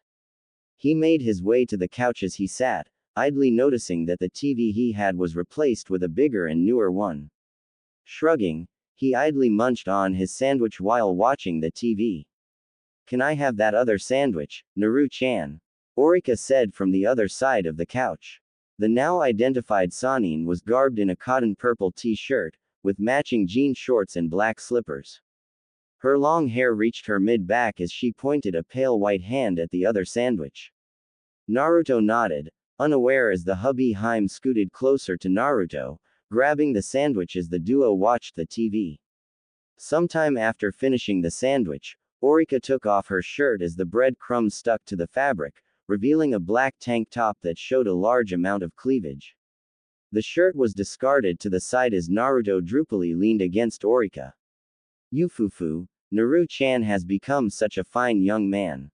Orika remarked, dragging Naruto into her bust as she put her legs onto the couch, positioned in a way where Naruto's head was comfortably seated in between her as she stroked his hair. Nay nay, Naru-chan. Orika said, stopping her movements, making Naruto whine a little before rotating his body 180 degrees. Smiling, Orika kissed him on the lips chastely. I love you, Orika said affectionately, before Naruto nodded, his head falling back onto her chest. Muffled, Naruto replied, love you too, Snake Lady, and with that, Naruto had dozed off, blissfully unaware to their exchange.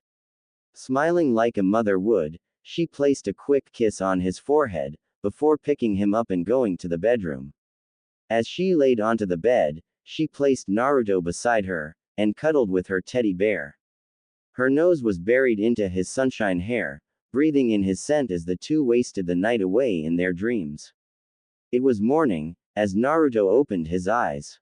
His mind felt confused, as he swore he remembered talking to someone yesterday night. Deciding not to think too hard on it and chalking it up to just being tired, Naruto remembered that today was the day he'd been waiting for. The team placement for Budding Academy Ninja, as they transition into Rookie Genin. Excited, Naruto shouted into the air in anticipation and got set on getting ready for the day. The Shinobi Academy was buzzing with activity as those in the graduating class talked amongst themselves, going over who their senseis could be or who'd be in their squad.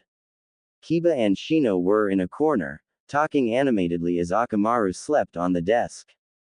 Shikamaru, Ino and Choji were in another, as Ino fumed in her classic fashion after Shikamaru beat her in shogi, whilst Choji was watching over eating from a bag of chips.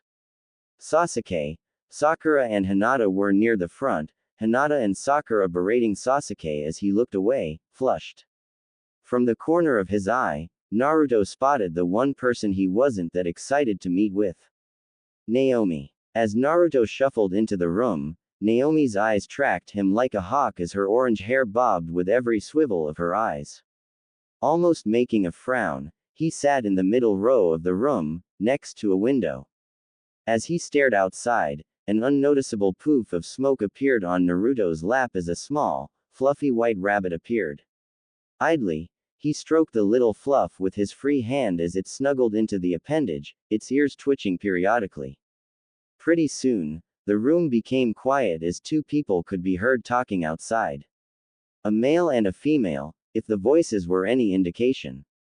As the noise increased in volume, it was identified to be an irate Uruka and a teasing Minami. Why'd you have to bring that up in the break room? Uruka shouted indignantly, as to which Minami's response was a giggle. Why, Uruka-kun, I thought you weren't afraid of telling the world what we did in bed yesterday night. Minami teased, as to which Uruka sputtered. It was in the moment, Minami. Uruka countered, To which Minami laughed out loud as the duo entered the room. I sometimes wonder who wears the pants in the relationship, Naruto thought as Iruka walked towards the podium, Minami standing to the side. Clearing his throat, Iruka set his clipboard down. Alright, class. Congratulations, again, on making it to genin after years of hard work, some more than others. Iruka said, making a point to stare at Kiba and Shikamaru, who waved his comment away. Shaking his head for a moment, Iruka continued. As much as it pains me to see you go, it's time for you shinobi hopefuls to move on, and serve Konoha with pride and the will of fire burn brightly within yourselves.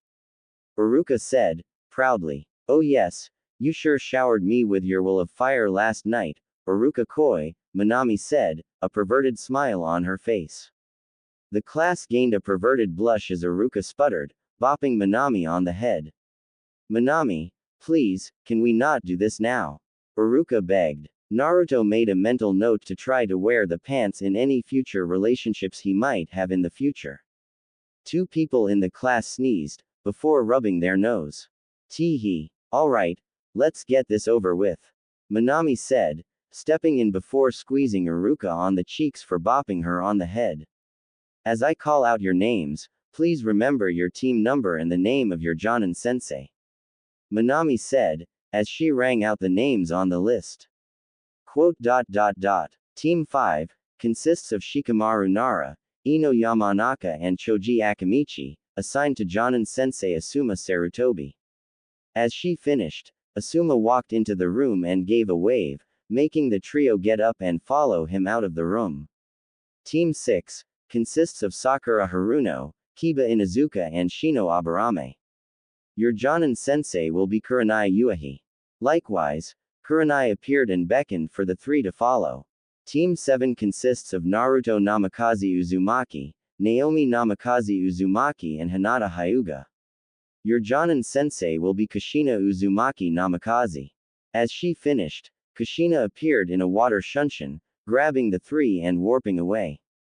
Just as she did, Naruto caught the fate of his best friend, Sasuke. Sasuke Uchiha, you have been assigned under an apprentice to Anko Mitarashi, by your mother Makoto, may Kami rest your soul to be fated with that woman. The three reappeared on the rooftop of the academy, after Kushina's flashy entry. The three felt a little dizzy, before finding the rooftop to be solid again and sat down. Hello, my adorable genin. Are you ready to embrace the shinobi world? Kushina asked, giddy to take on a genin team. She was dressed in Anbu-styled gear, but dyed red to match her hair and sleeves. This was her first time doing so it was safe to say that she'd take a mother hen approach to this one. The three nodded slowly, still not adjusted to having traveled speeds faster than their minds can handle. Sans for Naruto, but that's just a little tidbit. Well, let's start with introductions so we can get this over with. With a nod, Kushina placed a hand on her chest. My name is Kushina Uzumaki Namikaze. I love my family, Naru-chan and Naomi-chan, ramen, family history and gardening, as well as cooking. I dislike people who have malicious intent to harm others for no reasons, rapists and pedophiles, the like. My dream for the future is to reconnect with someone I lost that's precious to me. Kushina concluded, sparing a glance at Naruto. Although his face was blank, he was glad she was making the effort to make amends. I'll follow up, Hinata said, before shifting her weight and clearing her throat. My name is Hinata Hyuga, daughter of Hiyashi Hyuga, the main branch clan head. I like my family, especially Hanabi and Neji Ni-chan, cooking and pressing flowers. Hinata paused, tapping her index finger to her chin to think. I dislike perverts and those who have no morals. My dream is to unite the branch and main branch families together. She concluded, confident with her answer. Moving on, Naomi started. My name is Naomi Uzumaki Namikaze, I like ramen, my family and, Naruto-kun. Naruto looked abashed, rubbing the back of his head as Naomi sneaked a couple glances at him. I dislike perverts and being yelled at, My dream for the future is to. Naomi trailed off, a blush started to form on her face. Kushina raised a delicate eyebrow, silently Naomi to continue as she stared. Realizing she was backed in a corner by the stare of her mother, Naomi started to shout. My dream for the future is to start a family with Oni-sama. Naomi concluded, a bit of the Kyuubi's influence leaked into her voice. The group was dead silence as Naomi panted, getting it off her chest. Naruto looked away with an atomic blush, as Hinata looked slightly taken aback. It wasn't uncommon for clan members to procreate with relatives, she just didn't expect the 4 soon-to-be 5-member clan of the Namikaze to have already gotten to this step. Kushina looked wildly surprised, glancing at Naruto who looked away and started coughing into his fist. Properly embarrassed, Naomi sat back down and after a few seconds, laid down on the tiles of the rooftop. Ahem, Naruto decided to cut in, to somewhat ease the tension. My name is Naruto, Naruto Uzumaki Namikaze. I like ramen, painting, gardening, playing instruments and taking walks at night. My dislikes are arrogant and ignorant people. My dream for the future is to protect my precious people. Naruto finished, having looked away as he finished. Alright, Kushina said, gaining the attention of her future genin. Coughing into her fist, she scratched the back of her neck. Well, as interesting as your introductions are, I think it's best we move on. Naomi blushed again, as Hinata and Naruto nodded. As per tradition, as senseis are to impart a certain tidbit of information before we can take a team on to become genin. And that is, that only 3 genin teams can be made with today's batch of kids. In wartime, the Shinobi Academy cranked out every graduating student with a Hitai-8, a pack of shuriken and kunai and immediately sent them to the battlefield. Kushina spoke, as the 3 listened in attention. Since we aren't in wartime, we have made a certain rule. Regarding teams and the amount of shinobi were, at max, allowed to promote to genin. Hinata raised a dainty hand, asking a question. But sensei, didn't we all graduate from the academy and become genin? She asked, curious. Yes, in some cases, but really, you didn't graduate at all. This raised the attention of the trio. As I said, we're, at a max, allowed to promote a certain amount of academy shinobi into genin. As per a recently added clause after the Third Shinobi War, only a third of the graduating class is allowed to become shinobi. If the amount of teams exceed that percentage, the excess teams are put into reserve for 6 months. After that, they'll be officially be integrated as genin and all as well. The reason for me explaining this to you is to ease your fear if you pass the genin exam that I have set up, and not be immediately be sent onto missions. Taking a breath, Kushina continued. In the case of the teams that are put into the reserves, they will live together to kindle friendship and enhance their teamwork, whilst being under the tutelage of their jonin sensei. The only difference between reserve and shinobi is that active shinobi have more experience, while reserve shinobi have more downtime. Nonetheless, they are all genin. She concluded, seeing her students nod their heads in understanding. Clapping her hands, she decided to move on. Alright, now that that's over, let's get to the genin test that I have prepared. As she said that, she got up and walked to a training field, the 3 following. As the 3 racked their minds to prepare for what may determine them from active shinobi, they stopped as Kushina stomped her feet. Immediately, a large totem pole rose from the ground. Climbing to about 7 feet and 3 feet in width, Kushina approached the wood totem pole, that was decorated with many faces of animals like an owl on top, a boar and a tiger. She touched each segment, channeling a bit of chakra and in a burst of color, the totem pole went under a dramatic change. The top segment, the owl, changed into water yet still retained its shape. The boar turned into fire, the tiger into earth and the last one, the dragon, turned into wind. The genin test I have for you is to make a totem pole with each of the elements in these scrolls. They're D-ranked jutsu, so you should have no problem with the task. Just make the totem pole look like mine.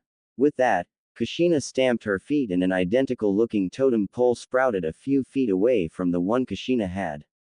You have 3 hours to do it, time starts now. With a clap, a clock emerged from her palm and she set it to 3 hours, the time already ticking. Quickly, the three dived for the scrolls and ripped it open, eyes brushing against the contents. Kushina looked amused as she watched Naomi and Hinata trade scrolls, each memorizing it. As she looked at Naruto, she was surprised to see him only take a second glance, before making hand seals and performing the jutsu in rapid succession away from them. Deciding to test his mettle, Naruto got started on the totem pole. Fuden. Wind. Naruto exclaimed as a gust of wind hit the totem pole. The bottom segment lit up as wind took the place of the dragon.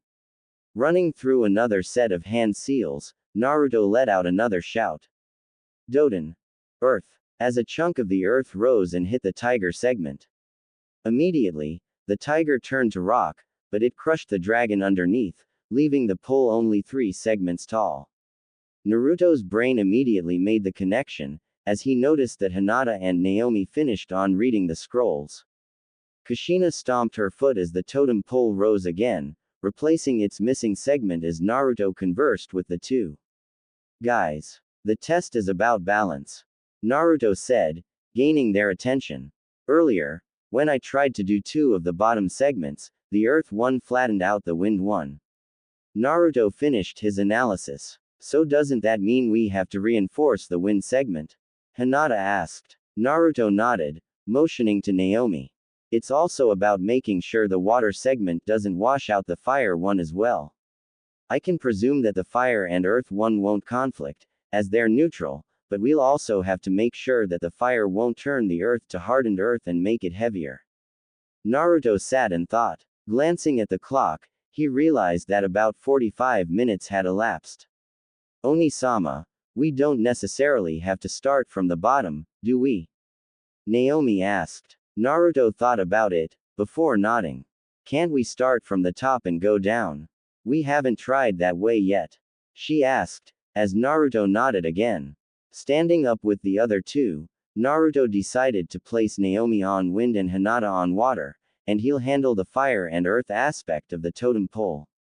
Hinata decided to start, shooting out the water jutsu in the scroll. Sweden. Water. Hinata shouted, and water from her palm hit the top segment. Just as quickly, Naruto shot a fire jutsu. Kaden. Fire. The fire jutsu hit the boar segment, and he could already see the water start to overtake the fire. Thinking on his feet, he shot another jutsu, with a tad bit more chakra. The effects managed to work out, as the fire jutsu flickered and pushed the water back. It wasn't perfect, as the water was still slightly washing away the fire, but it'll have to do. Naruto then shot the earth jutsu. Doden. Earth. The earth rose once more as it hit the tiger segment, turning it into earthy rock. Naomi followed up with her wind jutsu. Given that Naomi was the Jinchuriki of the Kyuubi no Yoko, and didn't have training from her Biju, she pumped a lot of chakra into the jutsu unknowingly. Fuden.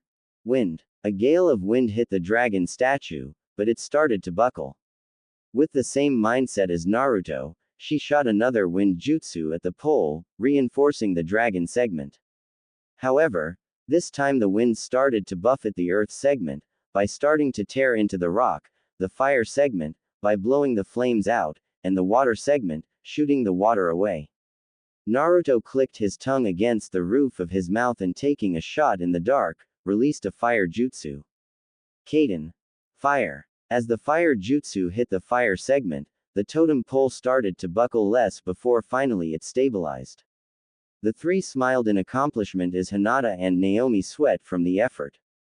Naruto cracked his back as 2 identical totem poles stood proudly, before being smashed to bits by an ecstatic Kushina. Her 2 fists outstretched, she clapped in delight just as the clock rung, signaling the end of the 3-hour test. Congratulations, genin of Konoha. You figured out the test. Kushina smiled brightly, as the trio high-fived each other. As I overheard, the test is indeed about balance. As you may have noticed, The Earth segment crushed the Wind one, and the Wind one started to mess with the other segments. Also, good thinking on your part, Naruto. Water is weak against Earth, fire is weak against water, Earth is weak against wind, and wind is weak against fire. For the sake of this exercise, I excluded lightning, which is really strong against Earth and weak against wind, but enough of that. The totem pole was built by the trees that were raised by our Shodai Hokage, Hashirama Senju, so it stood well against the jutsu. The reason lightning was excluded is because it wouldn't affect the wood to the extent and purposes of this exercise. Kushina took a breath. The balance test is used to show that certain jutsu and stronger than others, which brings me to my next point. Fishing around in her pack that was tied to her leg, she pulled out 4 pieces of plain white slips of paper. These, my little genin, she channeled some chakra into the slips. The paper became damp, before being slit down the middle and crumbling to dirt. Or chakra paper. These will tell you what elemental affinities you have. Crumpling the paper away, she threw it behind her, knowing that the earth will reclaim it naturally. If it's wind, it'll be slit down the middle.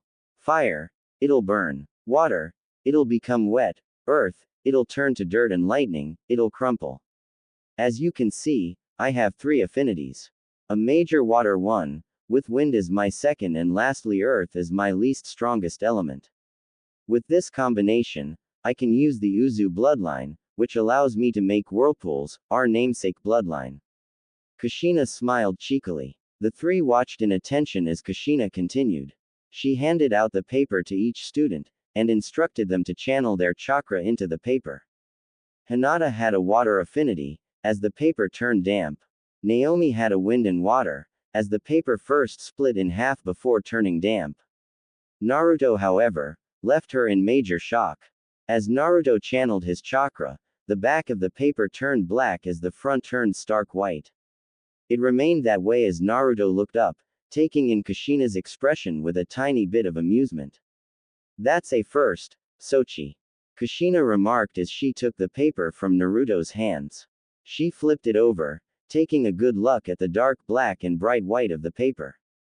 Before she knew it, her eyes focused in as she could very faintly make out a tiny split down the paper as it turned wet, crumbled, turned to fire, became earthy and crumpled at the same time. Nay, Naru-chan. I suppressed your 5 affinities so that your light and dark ones will stand out. Since if I unlocked your Rinnegan and enhanced Byakugan, it'll only attract attention. Kagaya spoke from inside her mindscape. Naruto nodded slowly as Kushina got over her surprise. So, that's a first. Kushina chuckled. I can work with Naomi and Hinata, but I can't help you that much, Naruto, Kushina said, slightly disappointed that she couldn't take the first step to reconnect with her son. Naruto waved her concern away. It's not that bad, Ka-chan.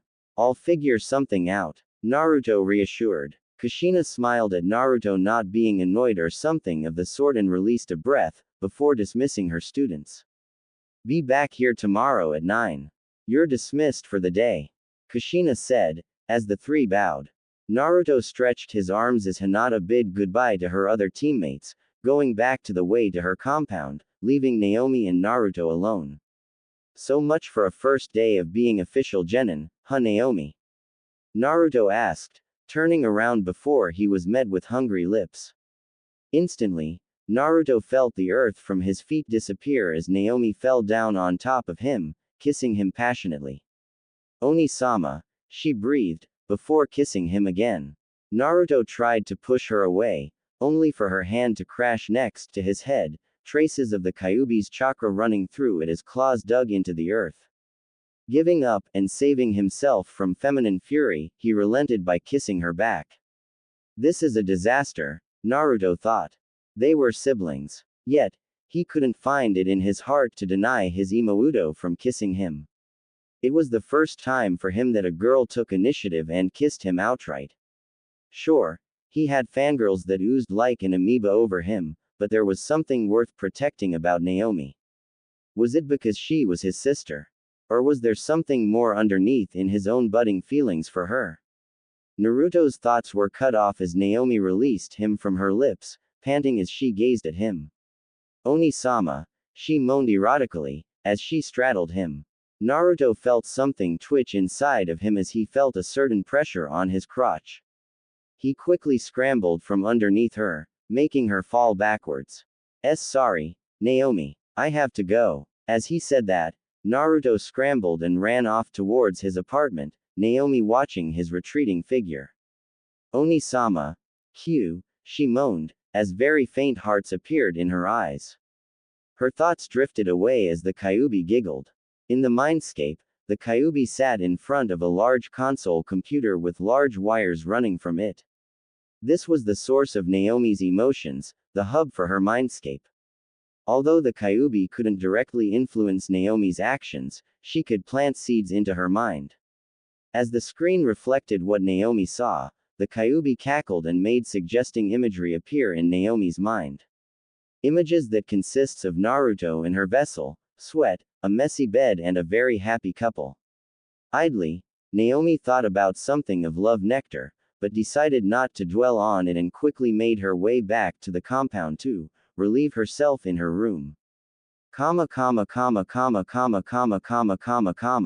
Naruto groaned loudly, falling down once again on the rough carpet as the door slammed against the wall, it eventually hitting his head as it rebounded. With a muffled, ow, Naruto got up as he closed the door. When he turned around, he was greeted with a sight that made him shout with excitement. It was his previous sitter, if you could call it that. Orika, the missing nin and one of the Densetsu no Sanin. Orika ne-chan. Why are you here? Naruto exclaimed as Orika greeted Naruto in a big hug, silently pushing Naruto into her sizable and blushing at the sound of his voice. I'm here to stay for a while, Naru-chan. She said, blushing a little more at the affectionate name calling. Naruto smiled as he returned the hug and gripped her a little tighter, before releasing. Does Tsunade-bachan or Ero Sennin know you're here? Naruto asked, which Orika shook her head. This is a private vacation for me, Naruto-kun. I know I used to visit with Tsunade and Ero Sennin. She snickered at the nickname, before continuing.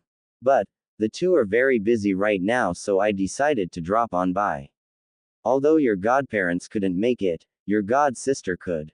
She said, squeezing Naruto's cheeks with a giggle as Naruto batted her hands away, blushing. His cheeks were always a sensitive area for him. It didn't help that he remembered when he was younger, when Izumi and the other Anbu used to dress him up in little costumes. He could have swore he saw some other Anbu he didn't know of, some of them had different outfits and went by different names, like Bolt, Sand, Rock and Seas. It also confused him greatly when he saw them sign a document.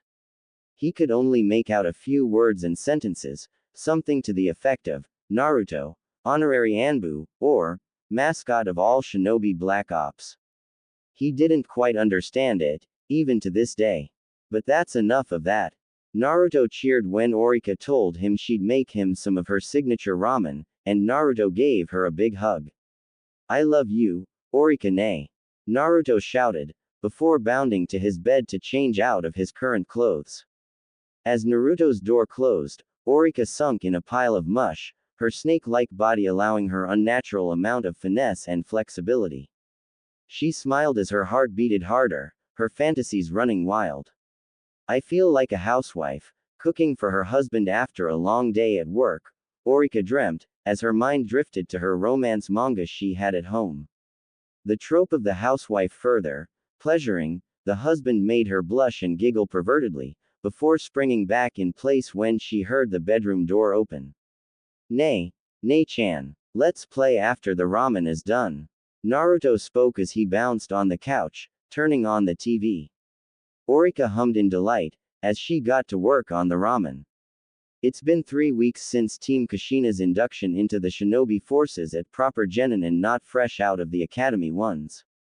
Being placed on the active Shinobi list, Kushina had left to report to her husband and dismissed the three a few days after their exam. The three decided to make use of their newly found opportunities and went to a weapon shop, ran by an older genin named Higurashi Tenten, alongside with her father Taisuke and mother Hanako. Purchasing some tools like kunai, shuriken and ninja wire, the three then set off to have a treat at Ichiraku Ramen. As per usual, Hinata was given a wide berth as she moved through the town. Not because she was the heiress of the Hyuga clan, but rather because of her title, the Blood Princess. It was interesting to see from Naomi's standpoint, as she never really took the time to get to know Hinata. Speaking of Naomi, Naruto had took it as a mission to sit and have a talk with Naomi the day after the exam, in order to speak of her regarding her feelings. Needless to say, it was an interesting, soul-searching experience for the two, or make that four. Flashback.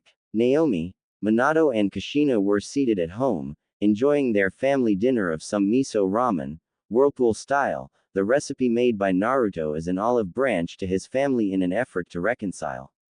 In Kushina's book, it was immediately put into the book of her family classics cookbook, which she treasured as it was a gift from her late father.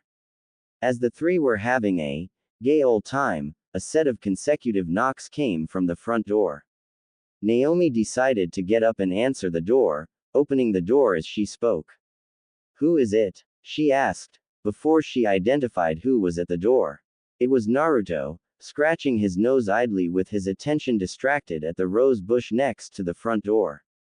He didn't expect Naomi to launch herself onto Naruto, toppling the blonde over as she let out a yelp of delight. "Oni-sama, you came to visit," she said as she gave Naruto a bear hug. Naruto swore he felt some ribs break under his sister's petite yet strong arms. Hearing her wayward son's name, Kushina also launched herself from her chair, over the couch and out the door, slamming on top of Naomi as she wrapped her arms around her children. "Naru-chan, my adorable little baby boy. Did you come to move back in with Ka-chan? Say yes, please say yes." Kushina whined as she brought the two back into the house, slamming the door with her foot.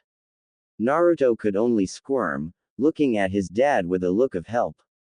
Now, Kushina, you should let go of our son before he suffocates from two little girls, nay." Minato remarked. Kushina threw a glare at Minato for calling her a little girl before she looked down at Naruto. Unknown to her, Naomi's face was out of her field of view, hidden by Naruto's head so she couldn't see Naomi licking the back of his neck and nibbling on his earlobe, as his hair was long enough to cover that part. Unceremoniously releasing her arms, the two dropped on the floor like a sack of potatoes, and just as quickly the two stood up, brushing the dirt off of their bodies. Naruto made to open his mouth to speak, but his vision was filled with a faceful of Kushina's own, as she kissed his forehead and put her hands to his cheeks. "Have you been eating all right, Naruto? How's training? Are you training well? Do you have a plan for training? How about ramen? Do you have enough ramen? Socks? Any t-shirts? You look like you need some new clothes as well, or maybe a hat. Ooh, I saw this one hat in the market and I couldn't help but think of you wearing it, so I bought it and here it is," Kushina said, pulling a small sleeping cap from Kami knows where and placed it securely on his head. All the meanwhile, she ran her fingers over his whisker marks unknowingly, making him seize up and shake, before he couldn't hold it and let out a loud purr. Kushina instantly stopped her movements as she heard Naruto's guttural purrs that followed afterwards, and couldn't help but squee. "Minato. He purrs. Our adora bubble baby boy purrs," she said in excitement as she ran her thumbs over his cheeks again. This went on for about 10 more minutes before Naruto, with Kagaya's intervention, she was nibbling on a carrot and was thus indisposed for the time being until now, managed to break out of it and lightly slapped Kushina's hands away. "Mom, stop it," he said loudly, making Kushina rub her head sheepishly. Naru-chan, I'm your Ka-chan. Let me spoil you a little bit of a lot," she said cheekily as she grabbed him and lifted him from the floor, before sitting back down onto a chair with Naruto in her lap. She gently rested her head on top of his sleeping cap and gave him a firm hug. Much to his inner protests, Naruto couldn't help but feel some tears threaten to sting his eyes as he was surrounded by Kushina's warmth.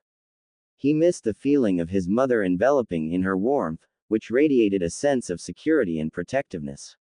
After all, there's no stronger love than a mother's love. One that he had to break through to his own mother for her to realize that she was missing a piece of her heart. Mum, I need to talk to Naomi, in private. Naruto said as he looked up Kushina's face. She pouted but relented, releasing Naruto from her clutches. He smiled as he grabbed Naomi's hand, to her immense delight. Dragging her up the stairs, her mind was racing a million miles a second, and it didn't help that Kyuubi was prodding her love center in her brain with a large stick, giggling all together. As soon as Naruto decided to enter his room, he locked the door behind him and turned around, seeing Naomi try to strike a pose. Well, Oni-sama, I'm ready for your seed, she said hungrily, licking her lips for added effect. Naruto deadpanned, before clapping his hands that was channeled with futon chakra, as a strong gale wind released into the room and kicked up the dust around him, before directing it to an open window. Naomi, I need you to be serious here for a minute, okay? Naruto said seriously, his eyes stern as Naomi got the hint and dropped the pose. Naruto made his way to his bed, sitting at the foot with Naomi sitting near him. Give me your hand. With a hand outstretched, Naomi unhesitantly placed her own slender hand on top of his, and the two promptly fell limp, falling on top of the bed. Naomi's mindscape. There was water everywhere as Naruto and Naomi awakened. It reached as high as their ankles, and in front of them was a large, imposing red gate, shaped like a sort of prison cell. Naomi was stunned, having never been here before, as Naruto stood up. From his shirt, a small, white rabbit popped out, its ears and nose twitching cutely. Where is this place, Naruto ni? Naomi said, surprising herself as she wasn't thinking about ravishing her older brother. We're in your mindscape, Naomi. And I believe that we have something to take care of, Naruto said, straightening his back as the small rabbit climbed on top of his hair, nestling into it. Play this, repeat if necessary, Goo. GLXVP9JV. The three made their way to the imposing cage, before Naruto wrapped his hand against the metal pole, a resounding clang echoing across the abyss of Naomi's mind. From behind the cage, they could hear water splashing quietly as it moved towards them. It took a second, but there she was in all its glory. Naruto narrowed his eyes. Kyuubi no Kitsune, or should I say, Tatsuki-chan. Naruto teased before the large fox lunged at the cage, her claws an inch away from his eyes. Puny mortal, how dare you utter my name in the presence of meat bags? The large fox threatened, its tails waving around threateningly. Naruto looked unfazed while Naomi was washed over by a large wave of killing intent. Or feminine fury, whichever floats your boat. I dare, especially when you decided to corrupt my Imouto into a pervert, you damn arrow kitsune. Naruto yelled back, making the fox growl. Who told you my name? No one but my father knows, and I'm sure as hell you're not my father. The Kyuubi roared in fury. I did, Tatsuki-chan. And you better watch your tone, young lady. A feminine voice spoke from around the mindscape. Naomi and the Kyuubi looked around frantically, trying to locate the source of the voice. Show yourself, so I can tear you limb from limb. No one calls me a young lady and gets away with it. The Kyuubi roared. I'm already here, the voice said, before the rabbit hopped off of Naruto's head and glowed brightly. The mindscape was filled with a bright light before, in place of the rabbit, a slender, beautiful woman with horns took its place. Kkkgaya ka-san.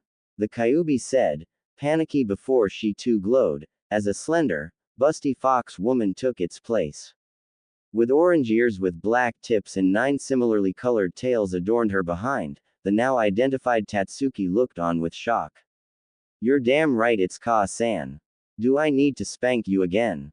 To emphasize her threat, Kagaya lifted her arms and put her hands together, knuckle to knuckle with her fingers bent, before she violently threw them apart. As a result, the seal that protected the gate was ripped off and the gate was violently thrown apart as well, a large bang resounding from the far corners of the Mindscape. Kagaya stomped her way towards the cowering Tatsuki, who had fell on her behind and tried to crawl backwards, away from her mother. No, stay back. Mama, I didn't mean it. Tatsuki wailed, before Kagaya was basically towering over her. With glowing eyes, Kagaya's eyes shifted from their normal pupilless eyes to a veiny Rinne Sharingan and leaned forward, the two's faces barely having any space. Stop. Whatever you're doing to your friend, just stop it. Kagaya threatened and Tatsuki nodded quickly, dispersing the date rapey feelings that the outer Naomi had. There, it's done. Please forgive me, Tatsuki whimpered, before Kagaya stared at her for a while, releasing her gaze on the frightened Nine Tails. Sighing, she ran her hand across Tatsuki's scalp, crouching to meet her on eye level. It's all right, Tatsuki. I'm not mad at you anymore. But you can't be using Naomi as your puppet. Kagaya spoke gently, running her hand across Tatsuki's head. Tatsuki, in a surprising act of childishness, made grabby motions at Kagaya, which she returned and gave her a hug. You always were the clingiest of my children, Tatsuki. Kagaya remarked, teasing Tatsuki, who blushed. I was lonely, Ka-san. I wanted to see the others, but I kept getting sealed into other people. Tatsuki murmured, which Kagaya nodded. Naomi and Naruto watched a distance away, as Naruto idly gazed and Naomi watched with rapt attention. While the Biju and Rabbit Goddess were talking, Naomi decided to confront Naruto on the whole matter. Oni-chan, what's going on? Naomi said intelligently. It's not every day you realize that the strongest of the Biju and the mother of said strongest Biju were talking like family. Change is happening, Imouto. Naruto said seriously. His eyes were fixated at the scene before him as Tatsuki placed her face onto Kagaya's robe, her ears twitching occasionally as Kagaya rubbed her back. Turning to face his sister, Naruto patted the top of her head. This is the Kyuubi no Kitsune, Tatsuki. I'm sure you know what that means. Naruto said. Naomi nodded. I'm the Jinchuriki of the Kyuubi. Naomi said, questioningly. Naruto nodded in response. Yes, and as such, you are her responsibility. Just as she is yours, you two will have many of battles to face in the near future, because of what you hold. Naruto said, making eye contact with Naomi. She could only stare at the maturity of her brother for a few seconds before slowly nodding. She's looking for a friend, Naomi. You've probably heard that she hasn't had any human interaction from her other holders besides harsh words from the villagers, and hate to say it, but Ka-chan might have as well. Naomi nodded slowly. So go on. It's time to meet the greatest companion and friend in your life. Naruto said, giving Naomi a litage forward. She took a few steps, careful to not lift her feet out of the water in fear of making any sounds to disturb the moment, and kneeled next to Tatsuki. Kagaya nodded, as Naomi slowly wrapped her arms around Tatsuki and gave her a gentle squeeze. Tatsuki latched onto Naomi and hugged her as well when Kagaya relinquished her hold on her daughter, and made her way back to Naruto. I've had a few words with Tatsuki, Naru-chan. Your sister won't try to rape you on sight from now on. Kagaya teased, making Naruto grumble. That's good. She was getting a bit overbearing for me. Naruto said, rubbing the back of his neck. Well, because of the large amount of interference that Tatsuki had caused to the nerve endings in the area of the brain that reacts to emotions, she'll be in love with you at the extent of a devoted housewife instead. Even I couldn't purge all of the chakra that Tatsuki had sunk into Naomi's brain, unfortunately. Kagaya apologized, which Naruto waved away. It's fine, Ka-chan. I'll just have to live with it and adapt. Naruto said confidently, before blushing a bit. Ho-oh, adapt. So you won't turn her away when she makes advances on you, Naru-chan. Kagaya teased, making Naruto blush some more. I have no comment. Naruto said wisely, making Kagaya giggle as she rubbed Naruto's head. No comment indeed. It took a while to gather his bearings as Naruto opened his eyes. His hand was still clasped over Naomi's as he slowly lifted himself up, propping himself against the wall of the room, Naomi waking up a few minutes later. Ugh, I'm so tired. Naomi muttered, bringing her hands to her face. She brought her hands away to look at Naruto, who was looking a little drowsy himself as he tried to stay awake. Kagaya could feel Naruto try to stay awake, but her internal clock was reading that it was close to 10:30 p.m. Seeing no harm, she released some spores and made Naruto feel even more drowsy. Naruto's eyelids were truly flickering now, and soon he fell into a slump on the bed, on top of an unsuspecting Naomi. With a squeak, Naomi was trapped underneath the frame of Naruto's, their heads inches away as Naomi tried to struggle, but soon relenting. Naomi sighed, her thoughts still in a mess as she tried to sort herself out. It's not every day you realize you tried to rape your twin, only to find out that a mischievous fox was the cause of the problem because she was lonely and now you're best buddies. Needless to say, Naomi needed a drink, and decided to give up, and sleep under her Oni-chan. With great strength, she managed to shift Naruto to the side of the bed and off of her, before pulling the blankets up. She looked wary, but she inched closer to Naruto's chest and laid her head into the crook of his neck, her arms wrapping around his waist.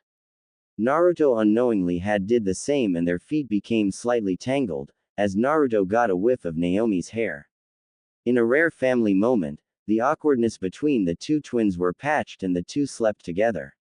From outside the door, Kushina and Minato watched lovingly as their children bonded and slept together, Kushina having unprofessionally cried crocodile tears into Minato's shirt, making it sopping wet. We should leave and go to bed, we don't want to wake them up now. Minato said quietly and practically dragged an emotional Kushina away from the door, who was squeezing the doorknob like a lifeline. Shaking his head, he used his Hiraishin and teleported the two back to their room.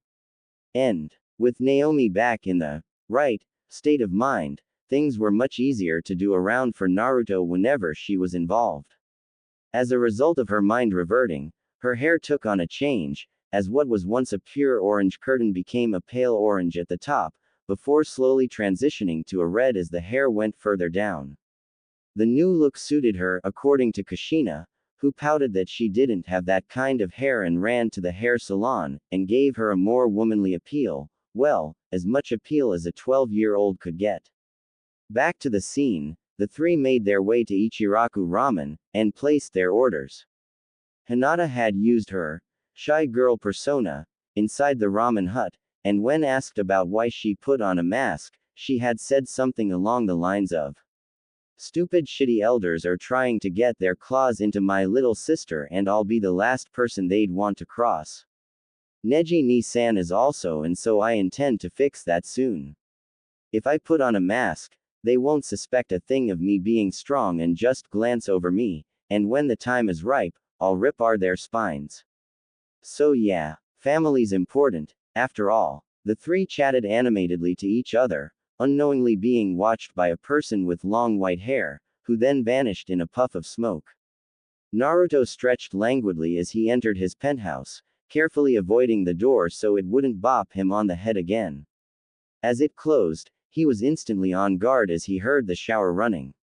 Taking out a kunai, he half-crouched, slowly making his way to the bathroom. He tensed when the water stopped with a squeak and a rustle of movement. He narrowed his eyes, ready to launch a kunai at the intruder if things got out of hand when he noticed a gleam on the kitchen table. It was a shiny metal forehead protector, with the kanji for oil inscribed on it. Realizing who it was, and a little too late, he froze and dropped his kunai when the bathroom door swung open. A slender, buxom woman made herself known as long and unkempt white hair reached her waist. Busty and having childbearing hips, the woman was wrapped in a towel, with steam coming from the bathroom door adding to the allure. If one was ignorant of who she was, one would instantly associate the beautiful woman to a goddess, not to mention the red markings under her eyes. Ero Sennin. Naruto choked out, getting the attention of one of the Densetsu no Sannin, the Toad Sage, Junko. "It's my favorite Gaki," Junko exclaimed, making her way to Naruto as she completely disregarded her towel threatening to fall off of her impressive bust, showing her shapely legs and thighs. Try as he might, Naruto was too shell-shocked at the of his godparent and froze when she picked him up. For someone in their late 40s, early 50s, she looked like she was 20. If Naruto had to guess, she and Tsunade probably had Orika conjure something up to retain their looks as they age. Naruto's mind briefly drifted into thought, wondering if Orika hadn't already made something to increase one's longevity, something outlandish like immortality or something like that. The three Sannin sneezed at the same time, before the three simultaneously rubbed their noses, all the while being large distances apart. After rubbing her nose, Junko smiled widely as she suffocated Naruto into her large bust. Ooh, Naruto, you sure know where all the right places are, Junko moaned as Naruto tried to pry his face away from her. His struggling seemingly made her stimulated. Naughty boy, what would Tsunade say if she saw this? She teased, as Naruto froze and with a mighty heave, unwedged himself from Junko's. She'd probably beat you into oblivion, you perverted frog. Oi, they're toads, and I'm not a pervert, Junko said in offense, before being cut off. A super pervert. I got it, and the other 1,000 times before also. Naruto remarked. Junko grunted with a pout as Naruto was released from his soft prison. Naruto then eyed her with a long gaze. What? Can't get enough of this body, Naruto. She posed with the towel, making many mighty men blush. This had no effect on Naruto, as he had seen this millions upon millions of times and pointed a finger at the bathroom. Make yourself presentable first, Ero Sennin. He said curtly. Oh fu, you're no fun, Ruto. Junko said, adding her nickname for him. Doing as she was told, she went into the bathroom to redress herself. As soon as she came back out, dressed in her green kabuki clothes with the top portion being undone to show large amounts of cleavage, Naruto was found sitting on a chair. What do you want this time, Ero Sennin? Naruto asked as Junko smiled with mirth. Why my little friend, I just came to take your virginity. Junko said with her arms thrown up to the air. Naruto had to bite his lip in order to not blush. In all seriousness, I just came to visit and check on the seal. Afterwards, I have to leave to meet with Asaki. Junko said, making Naruto nodded. Junko was very forthcoming of information when it came around to Naruto, seeing as he had the ability to make bonds with just about anyone. So when it came to his surprise one evening in the past to see a letter from Asaki Uchiha stating where she went after cutting down the other Uchiha, he was sort of in a position to know these things. That being said, Junko's secondary reason was to get the latest piece on the state of affairs in Konoha, with Naruto acting as her most trusted informant in Konoha, Minato being ranked second. Reasons being that although Minato was the Hokage, more sinister plots could only be found in the dark corners of Konoha, which Naruto was keen to. No thug would just walk up to the very few surviving Uchiha police force and tell them that they were selling drugs and prostituting women without being held in handcuffs first. This also had the effect of making Naruto much more respected in the female black ops cells around the world, as he was effective in his findings of crime in the underworld. Well, I'm fine. Naomi's fine. I had a chat with the Kyuubi, ripped off the seal, and were rekindling, so that's nice. Naruto said offhandedly, which Junko nodded. Before throwing the chair over. You did what? Junko shouted, filling his field of view with her beautiful face. In response, Naruto kissed her on the nose with a small smile. Try as you might, the last time since you visited, which was 2 months ago, things took a radical change. Naomi was a fangirl the few days before our graduation, Naruto trailed off, earning a stern yet curious look from Junko. A fangirl? To whom? Junko asked, interested as Naomi wasn't the type of character to get invested in love.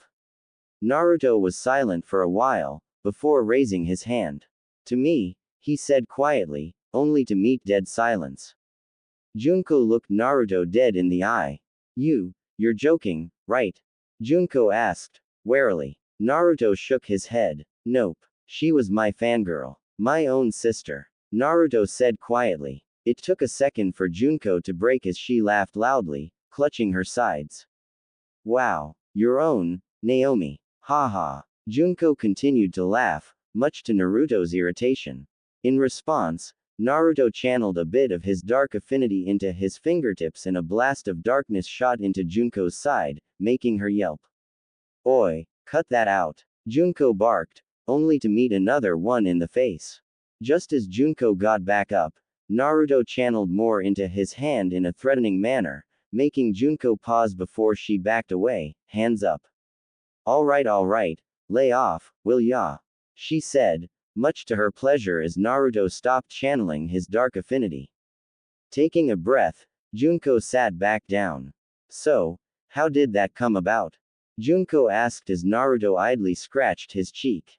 The Kyuubi was apparently responsible, having pumped its chakra into certain sections of her brain to become more amorous. Naruto said, making Junko tense. Seeing her reaction, Naruto raised a hand. It's fine, I took care of it. Yesterday, in fact, I traveled to her Mindscape with a certain little bunny and got it sorted out. They're now friends. Naruto said, closing his eyes. Junko furrowed her eyebrows at Naruto, finding it hard to take that a 12-year-old has the guts to wrestle the Kyuubi into brokering some kind of deal. Well, is she still a fangirl? No, right? Junko asked, making Naruto give a sheepish grin. Bunny-chan did make the Kyuubi release its hold on Naomi, but the chakra that had infiltrated her brain couldn't be purged completely. So while she's not a fangirl, she still has some feelings for me. The bunny said that it was now more to a housewife than a fangirl, but I think Naomi's trying to limit her feelings to that of a crush. Which is nice. Naruto said, nodding. Junko hummed in thought, before scratching the side of her head. I trust you, Naruto. But I'll still check the seal for anything that might have escaped your notice, okay? Junko asked, which Naruto nodded. It's fine, go ahead. He said, before remembering. Oh, just don't tell Ka-chan and Tu-san about me doing so, I don't think they'll take an air of understanding of a 12-year-old doing that. Just put a spin on it. Naruto said, as Junko nodded. As she got up and made her way to the door, she felt a small pair of hands hug her waist. Junko looked down and saw Naruto hug her, which made her heart melt a little. Crouching down to be on eye level, she returned the hug, making her smile. It was times like this that made Junko feel like she had a son to take care of, despite having never gave birth, or had either. Surprise, surprise. I mean, sure, she experimented with Tsunade and Orika back when they were younger, but that didn't count. The boys in her class back then also were kind of spineless and didn't meet her expectations, and still didn't to this day. Minato had at one point, but he was crazy for Kushina and she knew better than to cross the red-haired Uzumaki. With a tight hug, she kissed his forehead and gave him a firm smile. Stay safe, okay Naruto. She said warmly as Naruto nodded. I always will, Obaa-chan. Naruto replied, making her smile widen. Finally releasing the hug, Junko jumped out the window, making her way to meet her other favorite Gaki, leaving Naruto alone in his apartment. It was the day after Junko came to visit, as Naruto got to work on his latest task, planting crops in a field. Having been assigned a D-rank mission, Naruto figured he would excel and maybe learn a lot from the farmer who needed help. Having wanted to learn more, Naruto made 3 shadow clones to ask the farmer for any tips and lessons he could impart, while the original and his team got to work on the field.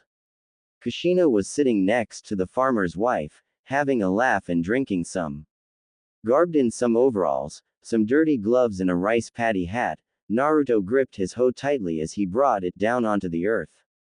With a mighty heave, he overturned the soil, letting Hinata, who was in a similar outfit, drop the seeds in. Squish squish, pat pat pat. Naruto went as he let the fertile soil reach the surface. Naomi from the side planted a wooden stake with a crude drawing of a potato on it, acting as a marker for what mound of soil was what plant. The sun was really beating down on them, as the three had no doubt developed some aching backs while they did this. The task took about 2 or 3 hours in total, and would have went by faster if Kushina allowed shadow clones. Having said something about building character and bonds with your team is crucial in any shinobi operation, Kushina had a point that there was no point in a team exercise if you alone could make up the team with clones. That and having different people was always nice, having different opinions and company was a nice change of pace from the various, yes men, that clones often were, unless they were given a brain. Conceding, the genin cell toiled with the soil and eventually got the task completed. At the same time, the three clones had finished learning a lot from the farmer and vanished afterwards, giving Naruto loads of knowledge on crops and as a byproduct, gardening as well. Oof, I'm going to need some painkillers for tomorrow, my back is killing me. Naruto complained, as he was soon met with a nice, hard juken strike to the spine.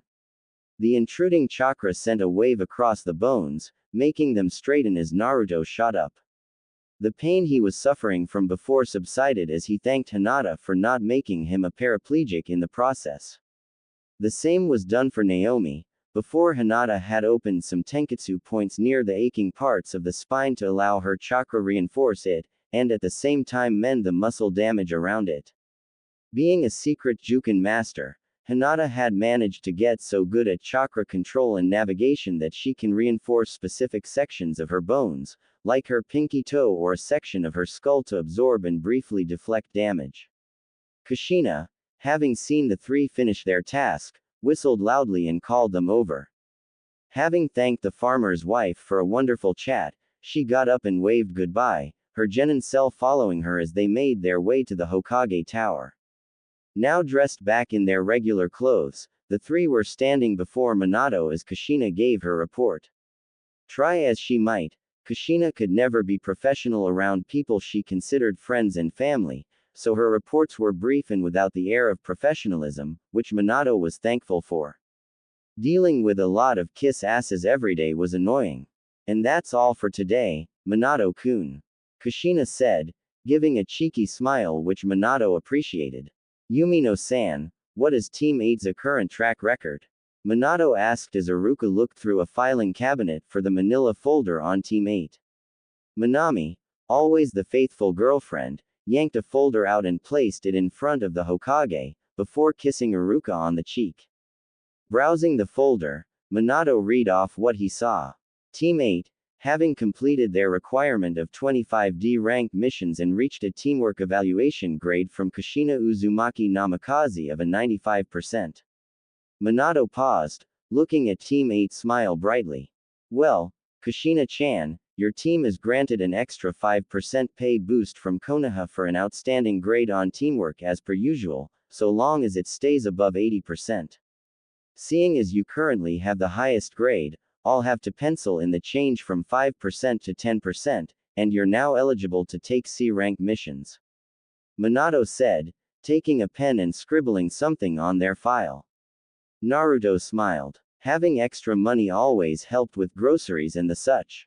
Hitomi always had an appetite for all things sweet, and the same could be said for Setsuna, who always wanted some premium cut beef.